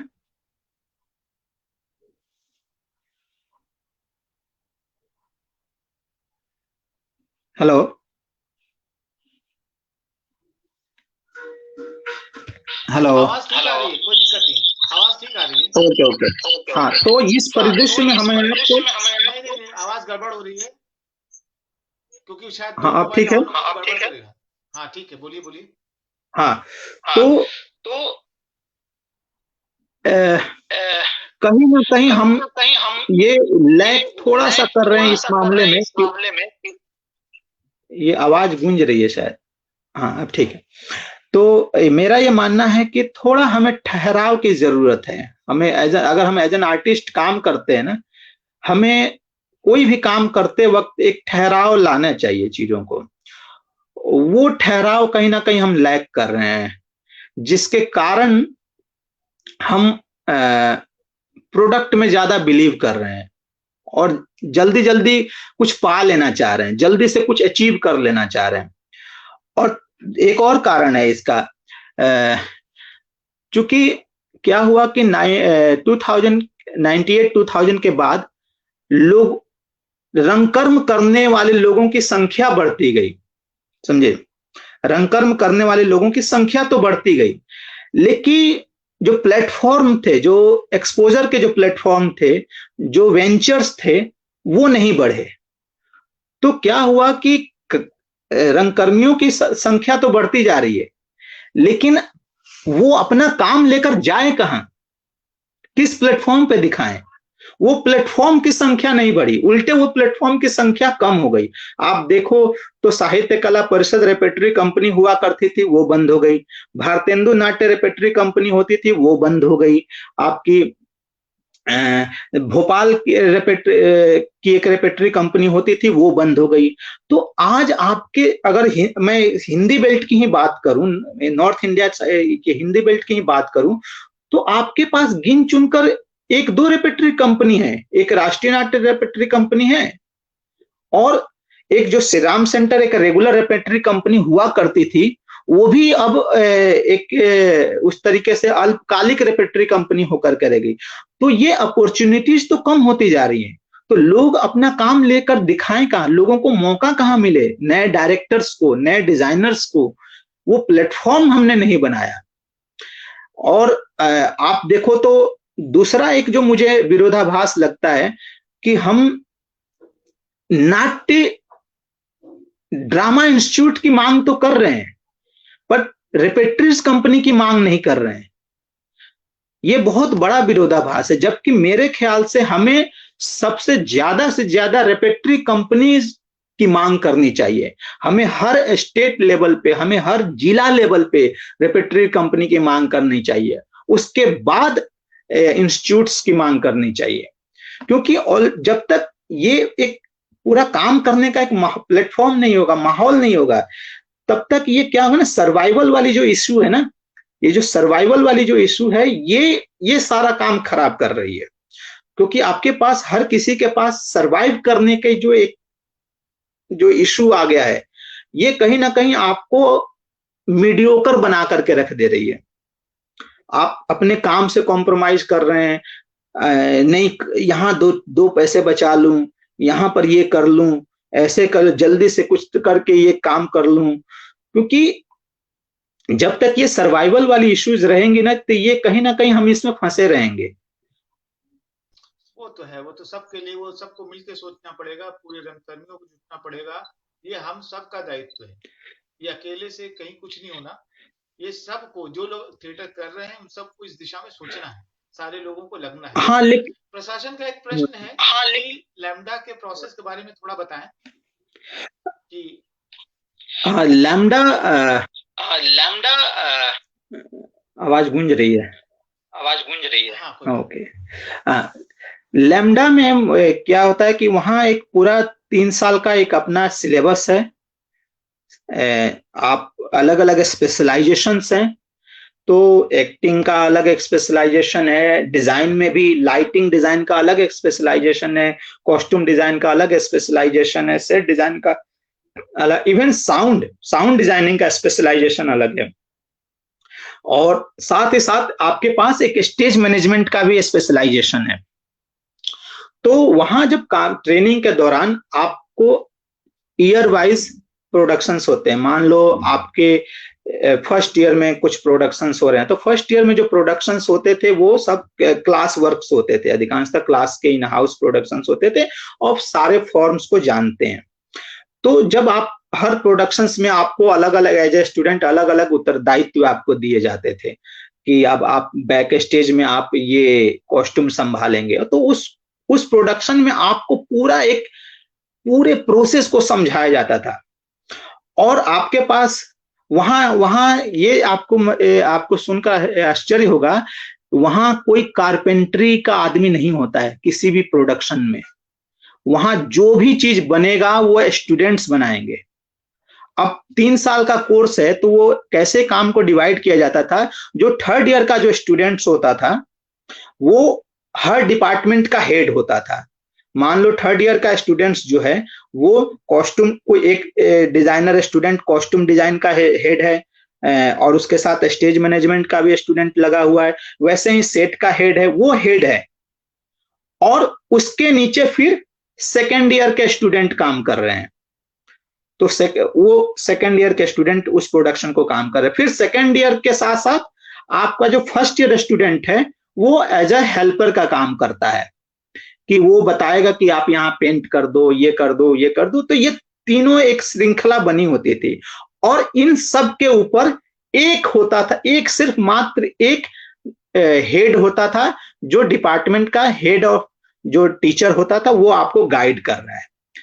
बाकी एक डायरेक्टर के साथ आपको मिलकर के सारा चीज, तो आपको पूरा सेल्फ रिस्पॉन्सिबिलिटी के साथ सीखने को मिल रहा है। आप जहां पे गलत हो रहे हैं या आपको नहीं आ रहा है, वहां पर आपको समझाने के लिए, आपको सेकेंड ईयर का स्टूडेंट है, थर्ड ईयर का स्टूडेंट है, अगर वो भी नहीं उसको भी नहीं आ रहा है, तो हेड टीचर आकर के आपको वहां पे इस प्रॉब्लम को सॉल्व करता था। एक पूरे प्रोसेस था चीजों को काम करने का, एक और पेपर वर्क, खासकर पेपर वर्क वहां पे, कि आप नाटक के लिए पेपर वर्क को कैसे प्रेजेंट करेंगे, एक पूरे स्क्रिप्ट को कैसे मैनेज करके रखेंगे, जिसमें एक एक क्यूज, चाहे साउंड हो या लाइट हो या एंट्री, एक्टर्स का एंट्री एग्जिट हो, किस लाइन पे वो क्या कितने कब साउंड आना है, ये स्क्रिप्ट तैयार करके रखना। कि मान लो वो नाटक आपने किया, 5 साल शो चला, जो भी शो हुए, और उस नाटक को मान लो रिवाइव करना है आज से 25 साल बाद। मैं एक लंबा गैप पीरियड बता रहा हूं कि 25 साल बाद उस नाटक को रिवाइव करना है, तो सिर्फ उस स्क्रिप्ट को देख करके उस नाटक को आप, मतलब उस डायरेक्टर ने जैसा प्रेजेंट किया था, उसी नाटक को उसी तरीके से रिवाइव किया जा सकता है। ये जो एक उनका एक प्रोसेस है स्टेज मैनेजमेंट का, जो आप सुनते भी होंगे कि वहां नाटक रिवाइव होते रहते हैं, और वो रिवाइव उसी डायरेक्टर के नाम से होते हैं, भले वो डायरेक्टर जिंदा है या नहीं है, उससे उसी डायरेक्टर के नाम से रिवाइव होते हैं कि इस डायरेक्टर के 20 साल पहले प्रोडक्ट। तो क्या इस चक्कर में क्या होता है कि हमें वो अच्छा काम को बार बार देखने का मौका मिलता है, जो हम अपने इंडियंस इस मामले में लैग करते हैं। कि मान लो अगर हबीब तनवीर ने एक जिन्हें एक अच्छा काम किया, उसको अगर आप चाहो कि उनके काम को मतलब 100% नहीं, फिर भी एक 90% एक रिवाइव कर पाओ आप बाद में, तो हमारे पास वो डॉक्यूमेंटेशन नहीं है कि हम उसको उस तरीके से रिवाइव कर पाए।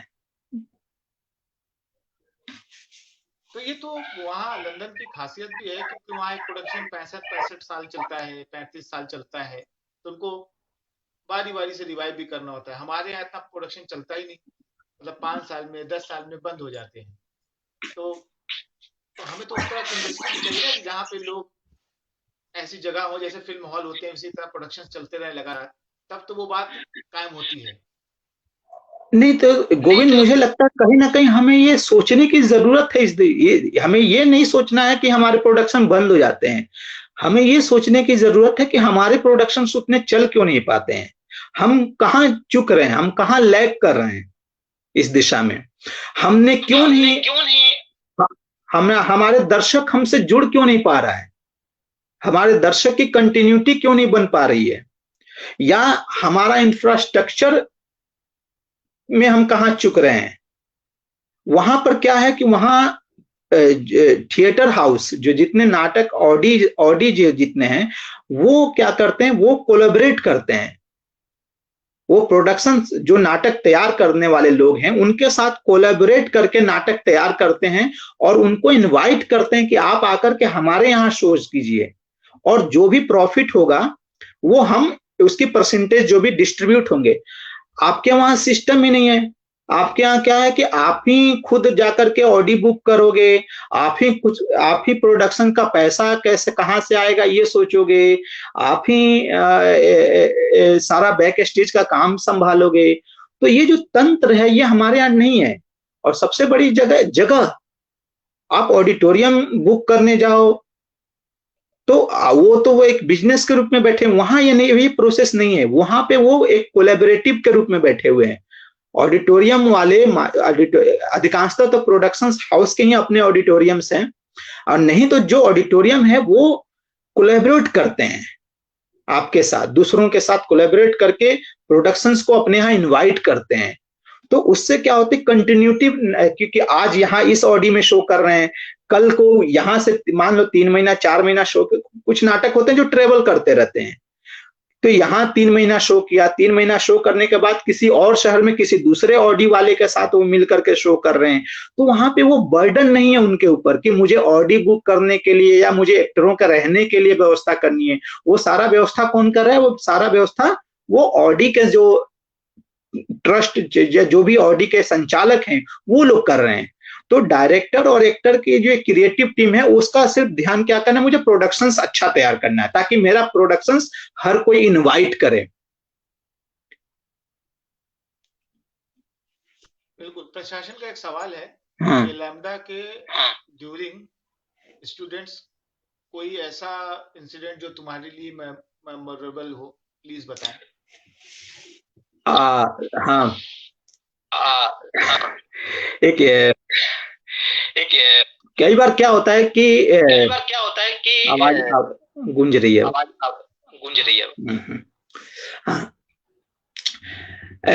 ये जो हमारी इंडियन ट्रेनिंग है ना, ये कई बार हेल्पफुल साबित होती है।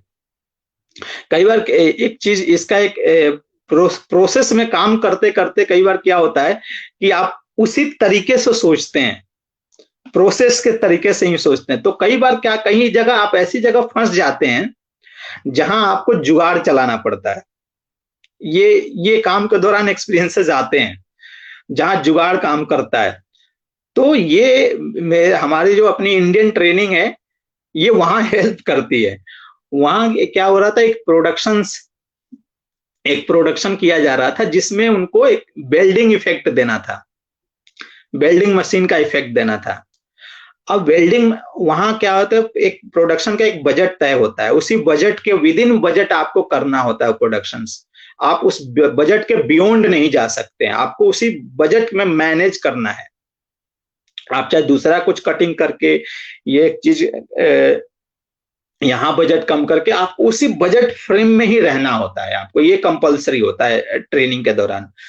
तो एक सीन था जहां पे पूरा एक वेल्डिंग मशीन का इफेक्ट क्रिएट करना था। अब वेल्डिंग मशीन लाने के लिए पता चला कि वो पर डे इतना कॉस्ट पड़ेगा और इतने दिन शोज होने हैं, इतने दिन रिहर्सल होने हैं, तो टोटल खर्चा इतना पड़ जाएगा, तो जो बजट से बाहर जा रहा है। अब इसको कैसे करें, तो मैंने वहां उनको एक अपना जुगाड़ बताया। हमारे यहाँ दिवाली में वो जो लंबी सी जो छुरछुरी जलाई जाती है 1.5-2 फीट वाली, तो मैंने कहा कि वो छुरछुरी ले आते हैं और उसको तार के साथ अपना पूरा वैसे ही जोड़ देंगे और उसको विंग से जलाते हुए ले आएंगे और विंग से बाहर निकलेंगे, वो सैंड रहेगा उसमें घुसा देंगे तो फायर सेफ्टी भी हो जाएगा और अपना ये इफेक्ट भी हो जाएगा।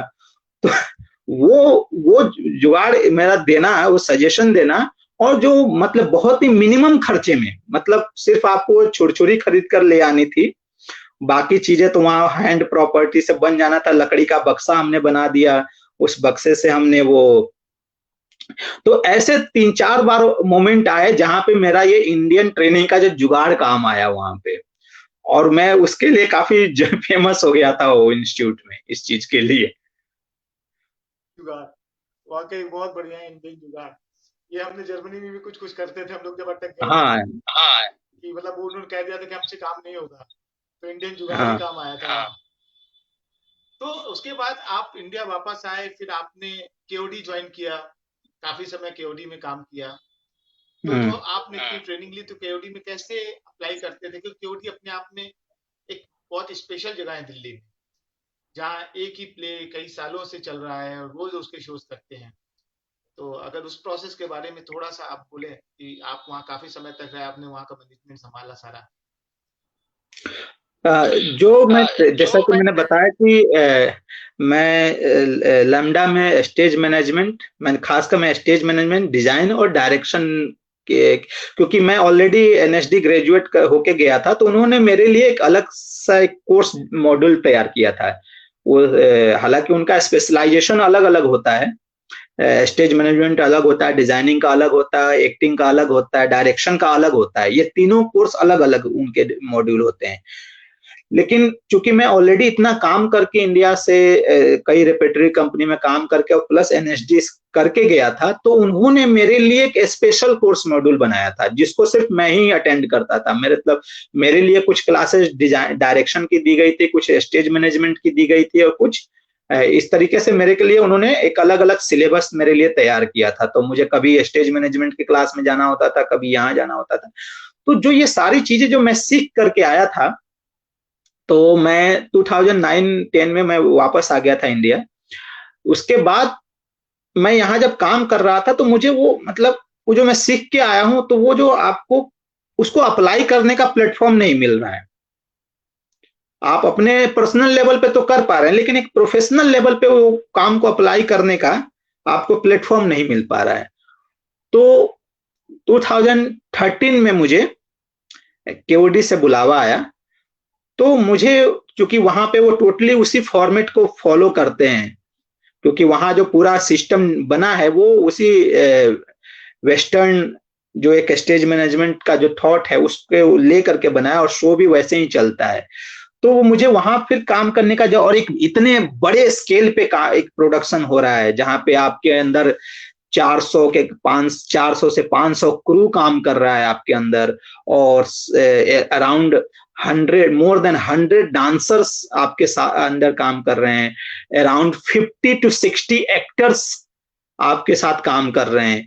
तो ये जब आपके मौका मिला तो मैंने कहा कि ये कुछ है चीज है जो करना चाहिए मुझे, तो इसलिए मैंने केओडी ज्वाइन किया। इनिशियली मैंने एज एसोसिएट डायरेक्टर ज्वाइन किया था, बाद में मैं as a show running director appoint हो गया था वहां पे।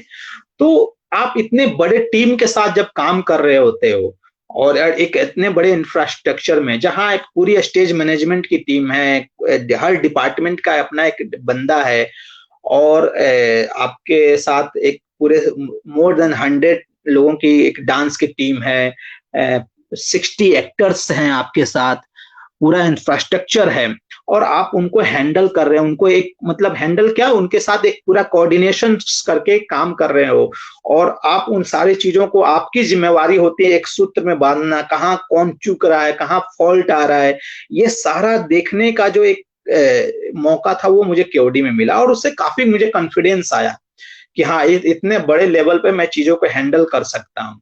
मैं इतने बड़े चीज लोगों को वही कॉन्फिडेंस देता है आपको काम करने का, और एक माहौल है वो, एक और एक ही शोज रेगुलर हो रहे हैं, और उस रेगुलर शोज में हम बहुत जल्दी ऊब जाते हैं, बोर हो जाते हैं एज एन आर्टिस्ट, लेकिन उस जीवंतता को बनाए रखना डेली,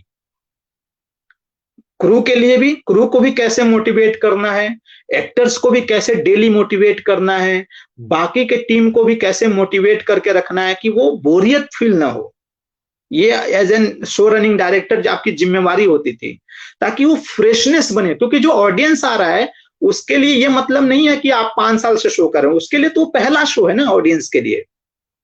हर ऑडियंस जो आ रहा है वो चाहे 5 साल बाद शो देखने आ रहा है, उसके लिए वो पहला शो है, उसके लिए वही फ्रेशनेस चाहिए जो ओपनिंग शो में था।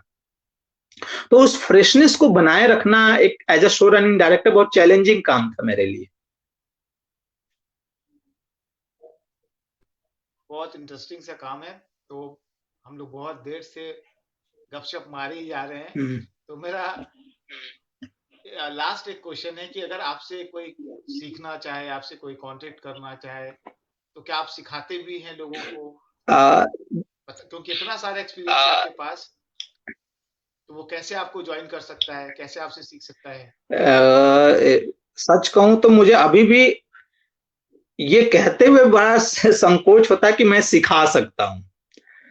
मैं रियली बता रहा हूँ, मुझे कि मैं सिखा सकता हूँ किसी को, ये कहते हुए थोड़ा सा हिचक होती है मुझे, कहीं ना कहीं लगता नहीं मैं शायद कुछ और नहीं जानता हूँ, कुछ जगह लेकिन हाँ ये है कि मेरे जो एक्सपीरियंसेस हैं, जितना मैंने काम किया एक्सपीरियंसेस है, मैं हमेशा तत्पर रहता हूँ, मैं हमेशा रेडी रहता हूँ कि मुझे जो भी बुलाते हैं या जो भी मुझे कांटेक्ट करना चाहते हैं किसी भी चीज में पूछने के लिए, हेल्प बातचीत करने के, जरूरी नहीं कि वो सीखने के लिए आए या कहीं पे भी कोई राय लेना हो किसी चीज में, इस दिशा में कैसे आगे बढ़ें, इस फील्ड इस तरफ कैसे जाएं, उस बारे में भी जानना हो तो मुझे फ्रीली कांटेक्ट कर सकते हैं। और मैं हमेशा मतलब मुझे अच्छा लगेगा कि मैं अलग अलग लोगों के साथ मिलकर के काम करूं, मैं कहीं भी जाने के लिए तैयार हूं। मेरे लिए मतलब कर्म करना और अलग अलग लोगों के साथ काम करना मेरे लिए मतलब वो एक गोल्डन अपॉर्चुनिटी होती है। तो कोई भी मुझे कांटेक्ट कर सकता है किसी भी चीज को लेकर के जानने के लिए, अगर मुझे अच्छा लगेगा कि मैं अगर उनकी कुछ मार्गदर्शन कर पाऊं, उनकी कुछ हेल्प कर पाऊं। और कोई भी चाहता है कि मैं उनके साथ काम करूं, उन लोगों उनके किसी समूह के साथ काम करूं या वो मेरे साथ काम करें, तो ऑलवेज वेलकम। मेरा फेसबुक भी है, लिंक भी है, और उसके थ्रू मेरा व्हाट्सएप नंबर भी मिल जाएगा वहां पे, और ईमेल आईडी भी मिल जाएगा फेसबुक पे। तो ऑलवेज वेलकम एवरीवन। बहुत बढ़िया। और एक बात और कि प्रशासन जी का भी पूछना है कि जो आने वाले स्टूडेंट हैं थिएटर में, मतलब उनके लिए आप क्या कहना चाहेंगे कि जब वो थिएटर ज्वाइन करते हैं तो मतलब उनको कैसे सोचना चाहिए, किन बातों का ध्यान रखना चाहिए? देखो,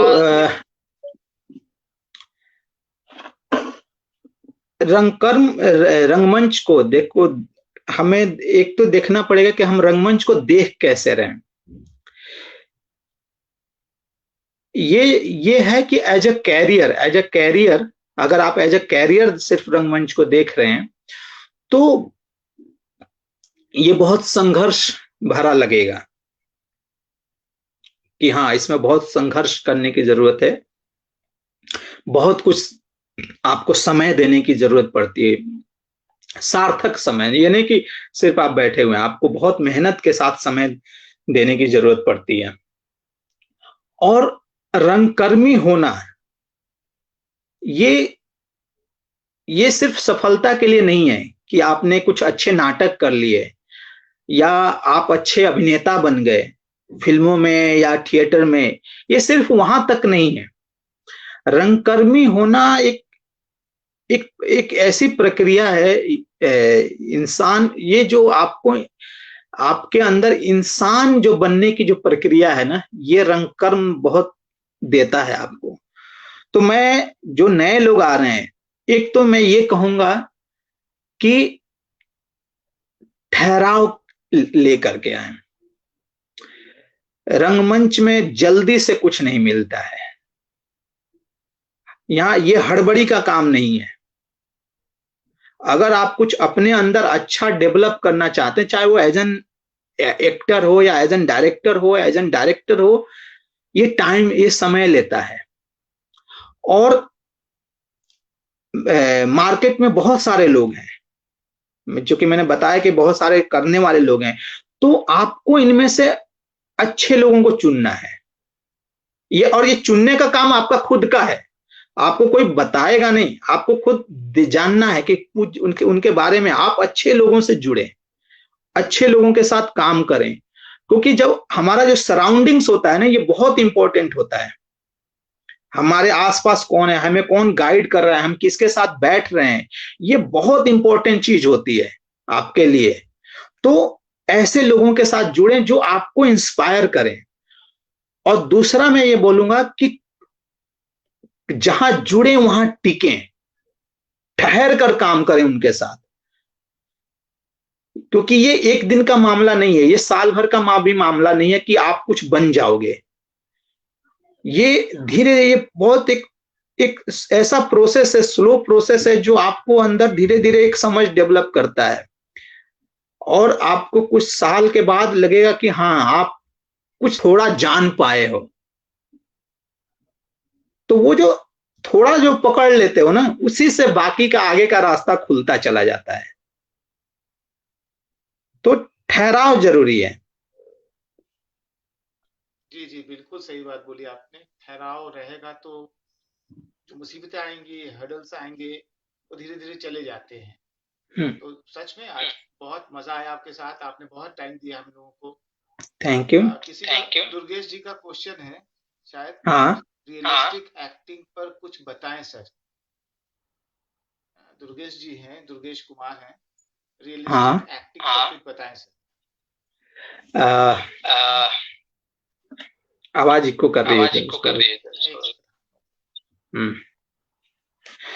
ये एक चीज समझने की जरूरत कि रियलिस्टिक एक्टिंग जो हम बोलते हैं, इसके मायने समझने, सबसे पहले तो इसके मायने समझने की जरूरत है।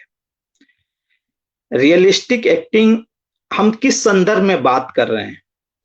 रियलिस्टिक एक्टिंग तो सबसे पहले तो एक हमारे यहाँ वेस्ट से एक बोरोड एक कल्चर है रियलिस्टिक एक्टिंग जो करने के, पूरा एक वेस्टर्न बोरोड, हम वेस्टर्न से लिया हुआ एक कंसेप्ट है। अब बात यह आती है कि रियलिस्टिक एक्टिंग को हम किस संदर्भ में देख रहे हैं। इसका ये जो हमारे लिए एक सभ्य समाज का रियलिस्टिक जो बिहेवियर है वो बदल जाता है, गांव के आदमी के लिए वही बिहेवियर बदल जाता है। तो जो एक एजुकेटेड क्लास है उसके लिए वो जो गांव के आदमी का जो बिहेवियर है वो फार्स लगने लगेगा, समझ रहे हो?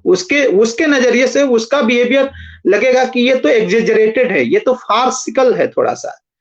और गांव वाले का या एक आदिवासी कबीले का एक जो डिफरेंस है, तो रियलिस्टिक एक्टिंग कहने का मतलब ये होता है कि ये परिवेश, जिस जगह का जो परिवेश है उस जगह के परिवेश, वहां का भौगोलिक स्थिति, वहां का जो सामाजिक, भौगोलिक और सामाजिक स्थिति से का जो लोगों का रहन सहन है वहां का, उस परिवेश के रहन सहन के हिसाब से जो आप आचरण, जो एज एन एक्टर वहां का आचरण जो आप एज एन कैरेक्टर में लेकर आए, वो एक है जो कहीं ना कहीं एक उस लाइफ, उनके लाइफ के आसपास आपको पोर्ट्रे करने के लेके जाता है। रियलिस्टिक एक्टिंग किसी एक खास परफॉर्मा में नहीं बदल, वो हर परिवेश, हर भौगोलिक परिवेश और हर सामाजिक परिवेश का अपना एक रियलिस्टिक एक बिहेवियर, उनका एक अपना बिहेवियर होता है, उनका अपना एक जीवन जीने का बिहेवियर होता है, वो उनके लिए रियलिस्टिक होता है, उनके लिए नेचुरलिस्टिक होता है। ठीक है, तो वो आपको, आप जो चरित्र कर रहे हैं उस चरित्र के दृष्टिकोण से उनका क्या बिहेवियर है, उनका डेली रूटीन कैसा है, उनका बात करने का तरीका कैसा है, उनके बोलने का तरीका कैसा है, वो जानना बहुत जरूरी होता है एज एन एक्टर। वो सिर्फ जब हम इंडियन कंटेक्स्ट में बात करते हैं, वेस्टर्न कंटेक्स्ट में ये बहुत बदल जाता है।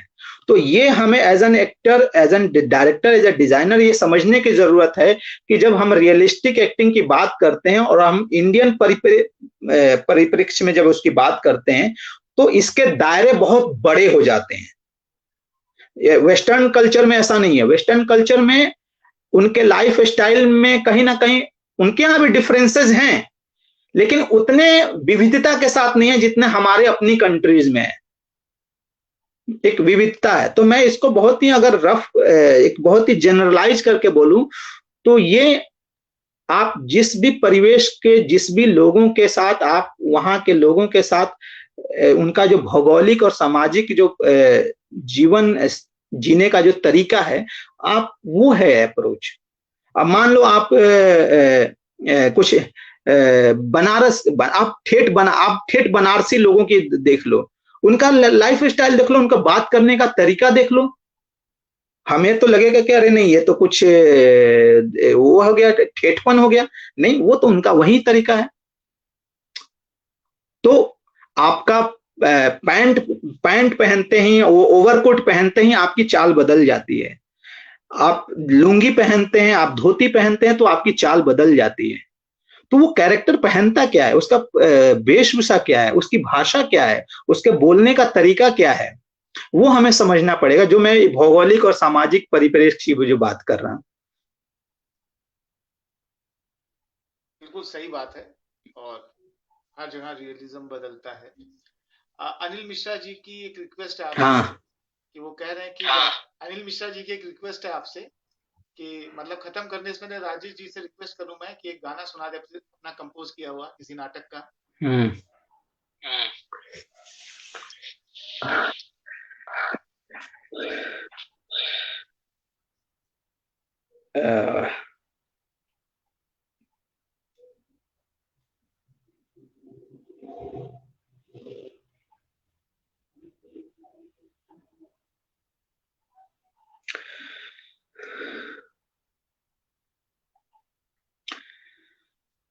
मन रे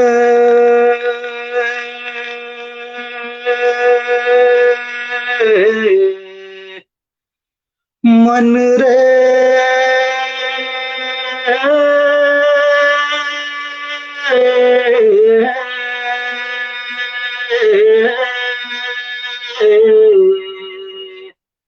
मन रे जागे कहाँ तोरा नैन रे, मन रे जागे कहाँ तोरा नैन रे, उड़ के पतिंगा मारे, उड़ के पतिंगा मारे, जाए कहाँ कौन देश रे, मन रे जाए कहाँ कौन देश। बहुत बढ़िया, बहुत बढ़िया, सच में मतलब बहुत बढ़िया था और सच में बहुत मजा आया आपसे बात करके। धन्यवाद। इस तरह से बात नहीं हो पाती, ऐसे डिटेल में बात नहीं हो पाती कि हम थिएटर को लेके हम लोग कैसे सोच रहे हैं, हमारे अप्रोच क्या है, क्योंकि हम सब जब मिलते हैं तो काम काम काम काम होता है, लेकिन अभी हमें अप्रोच पता चलता है कि आप कैसे सोचते हो, आप किस तरह से, जो आपने इतने सारे ट्रेनिंग्स दी है, इतने सारे काम किए हैं, तो बहुत बहुत धन्यवाद आपका। आप आए, आपने टाइम दिया।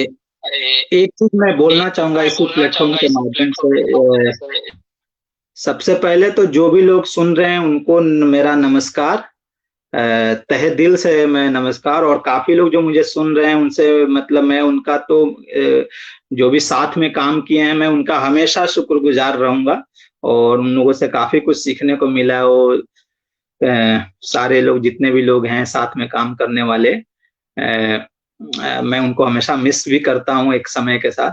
दूसरा मैं कहूंगा कि इसे एक हम बहुत ही एक अलग समय से गुजर रहे हैं, हम सारे लोग एक एक ऐसे समय से गुजर रहे हैं जिसमें हम सबको एक एक एक मानसिक सपोर्ट की जरूरत है। सामाजिक आर्थिक तो है ही, सामाजिक आर्थिक तो वो तो है ही, वो तो सब, वो तो बेसिक नीड है। उसके अलावा एक हम सबको एक मानसिक संबल की जरूरत है।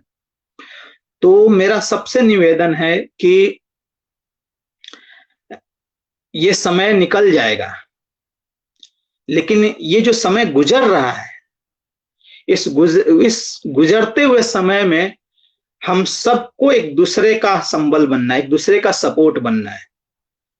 तो किसी को भी, कोई भी, अगर किसी को भी कुछ भी दिक्कत हो, चाहे गोविंद हो या मैं हूं, आप मुझे बेझिझक बात कर सकते हैं, कॉल, मुझे अच्छा लगेगा। और दूसरा हम सबको अपने आप में पॉजिटिव एटीट्यूड के साथ इस समय को काटना है, क्योंकि हम जो आसपास, अपने आसपास देख रहे हैं, हमारे सामने जो एग्जाम्पल्स आ रहे हैं, वो कहीं ना कहीं अंदर से हिला देने वाले हैं, अंदर से तोड़ देने वाले हैं। और ये जो महामारी जो चल रही है, ये तो और तोड़ने वाली महामारी है।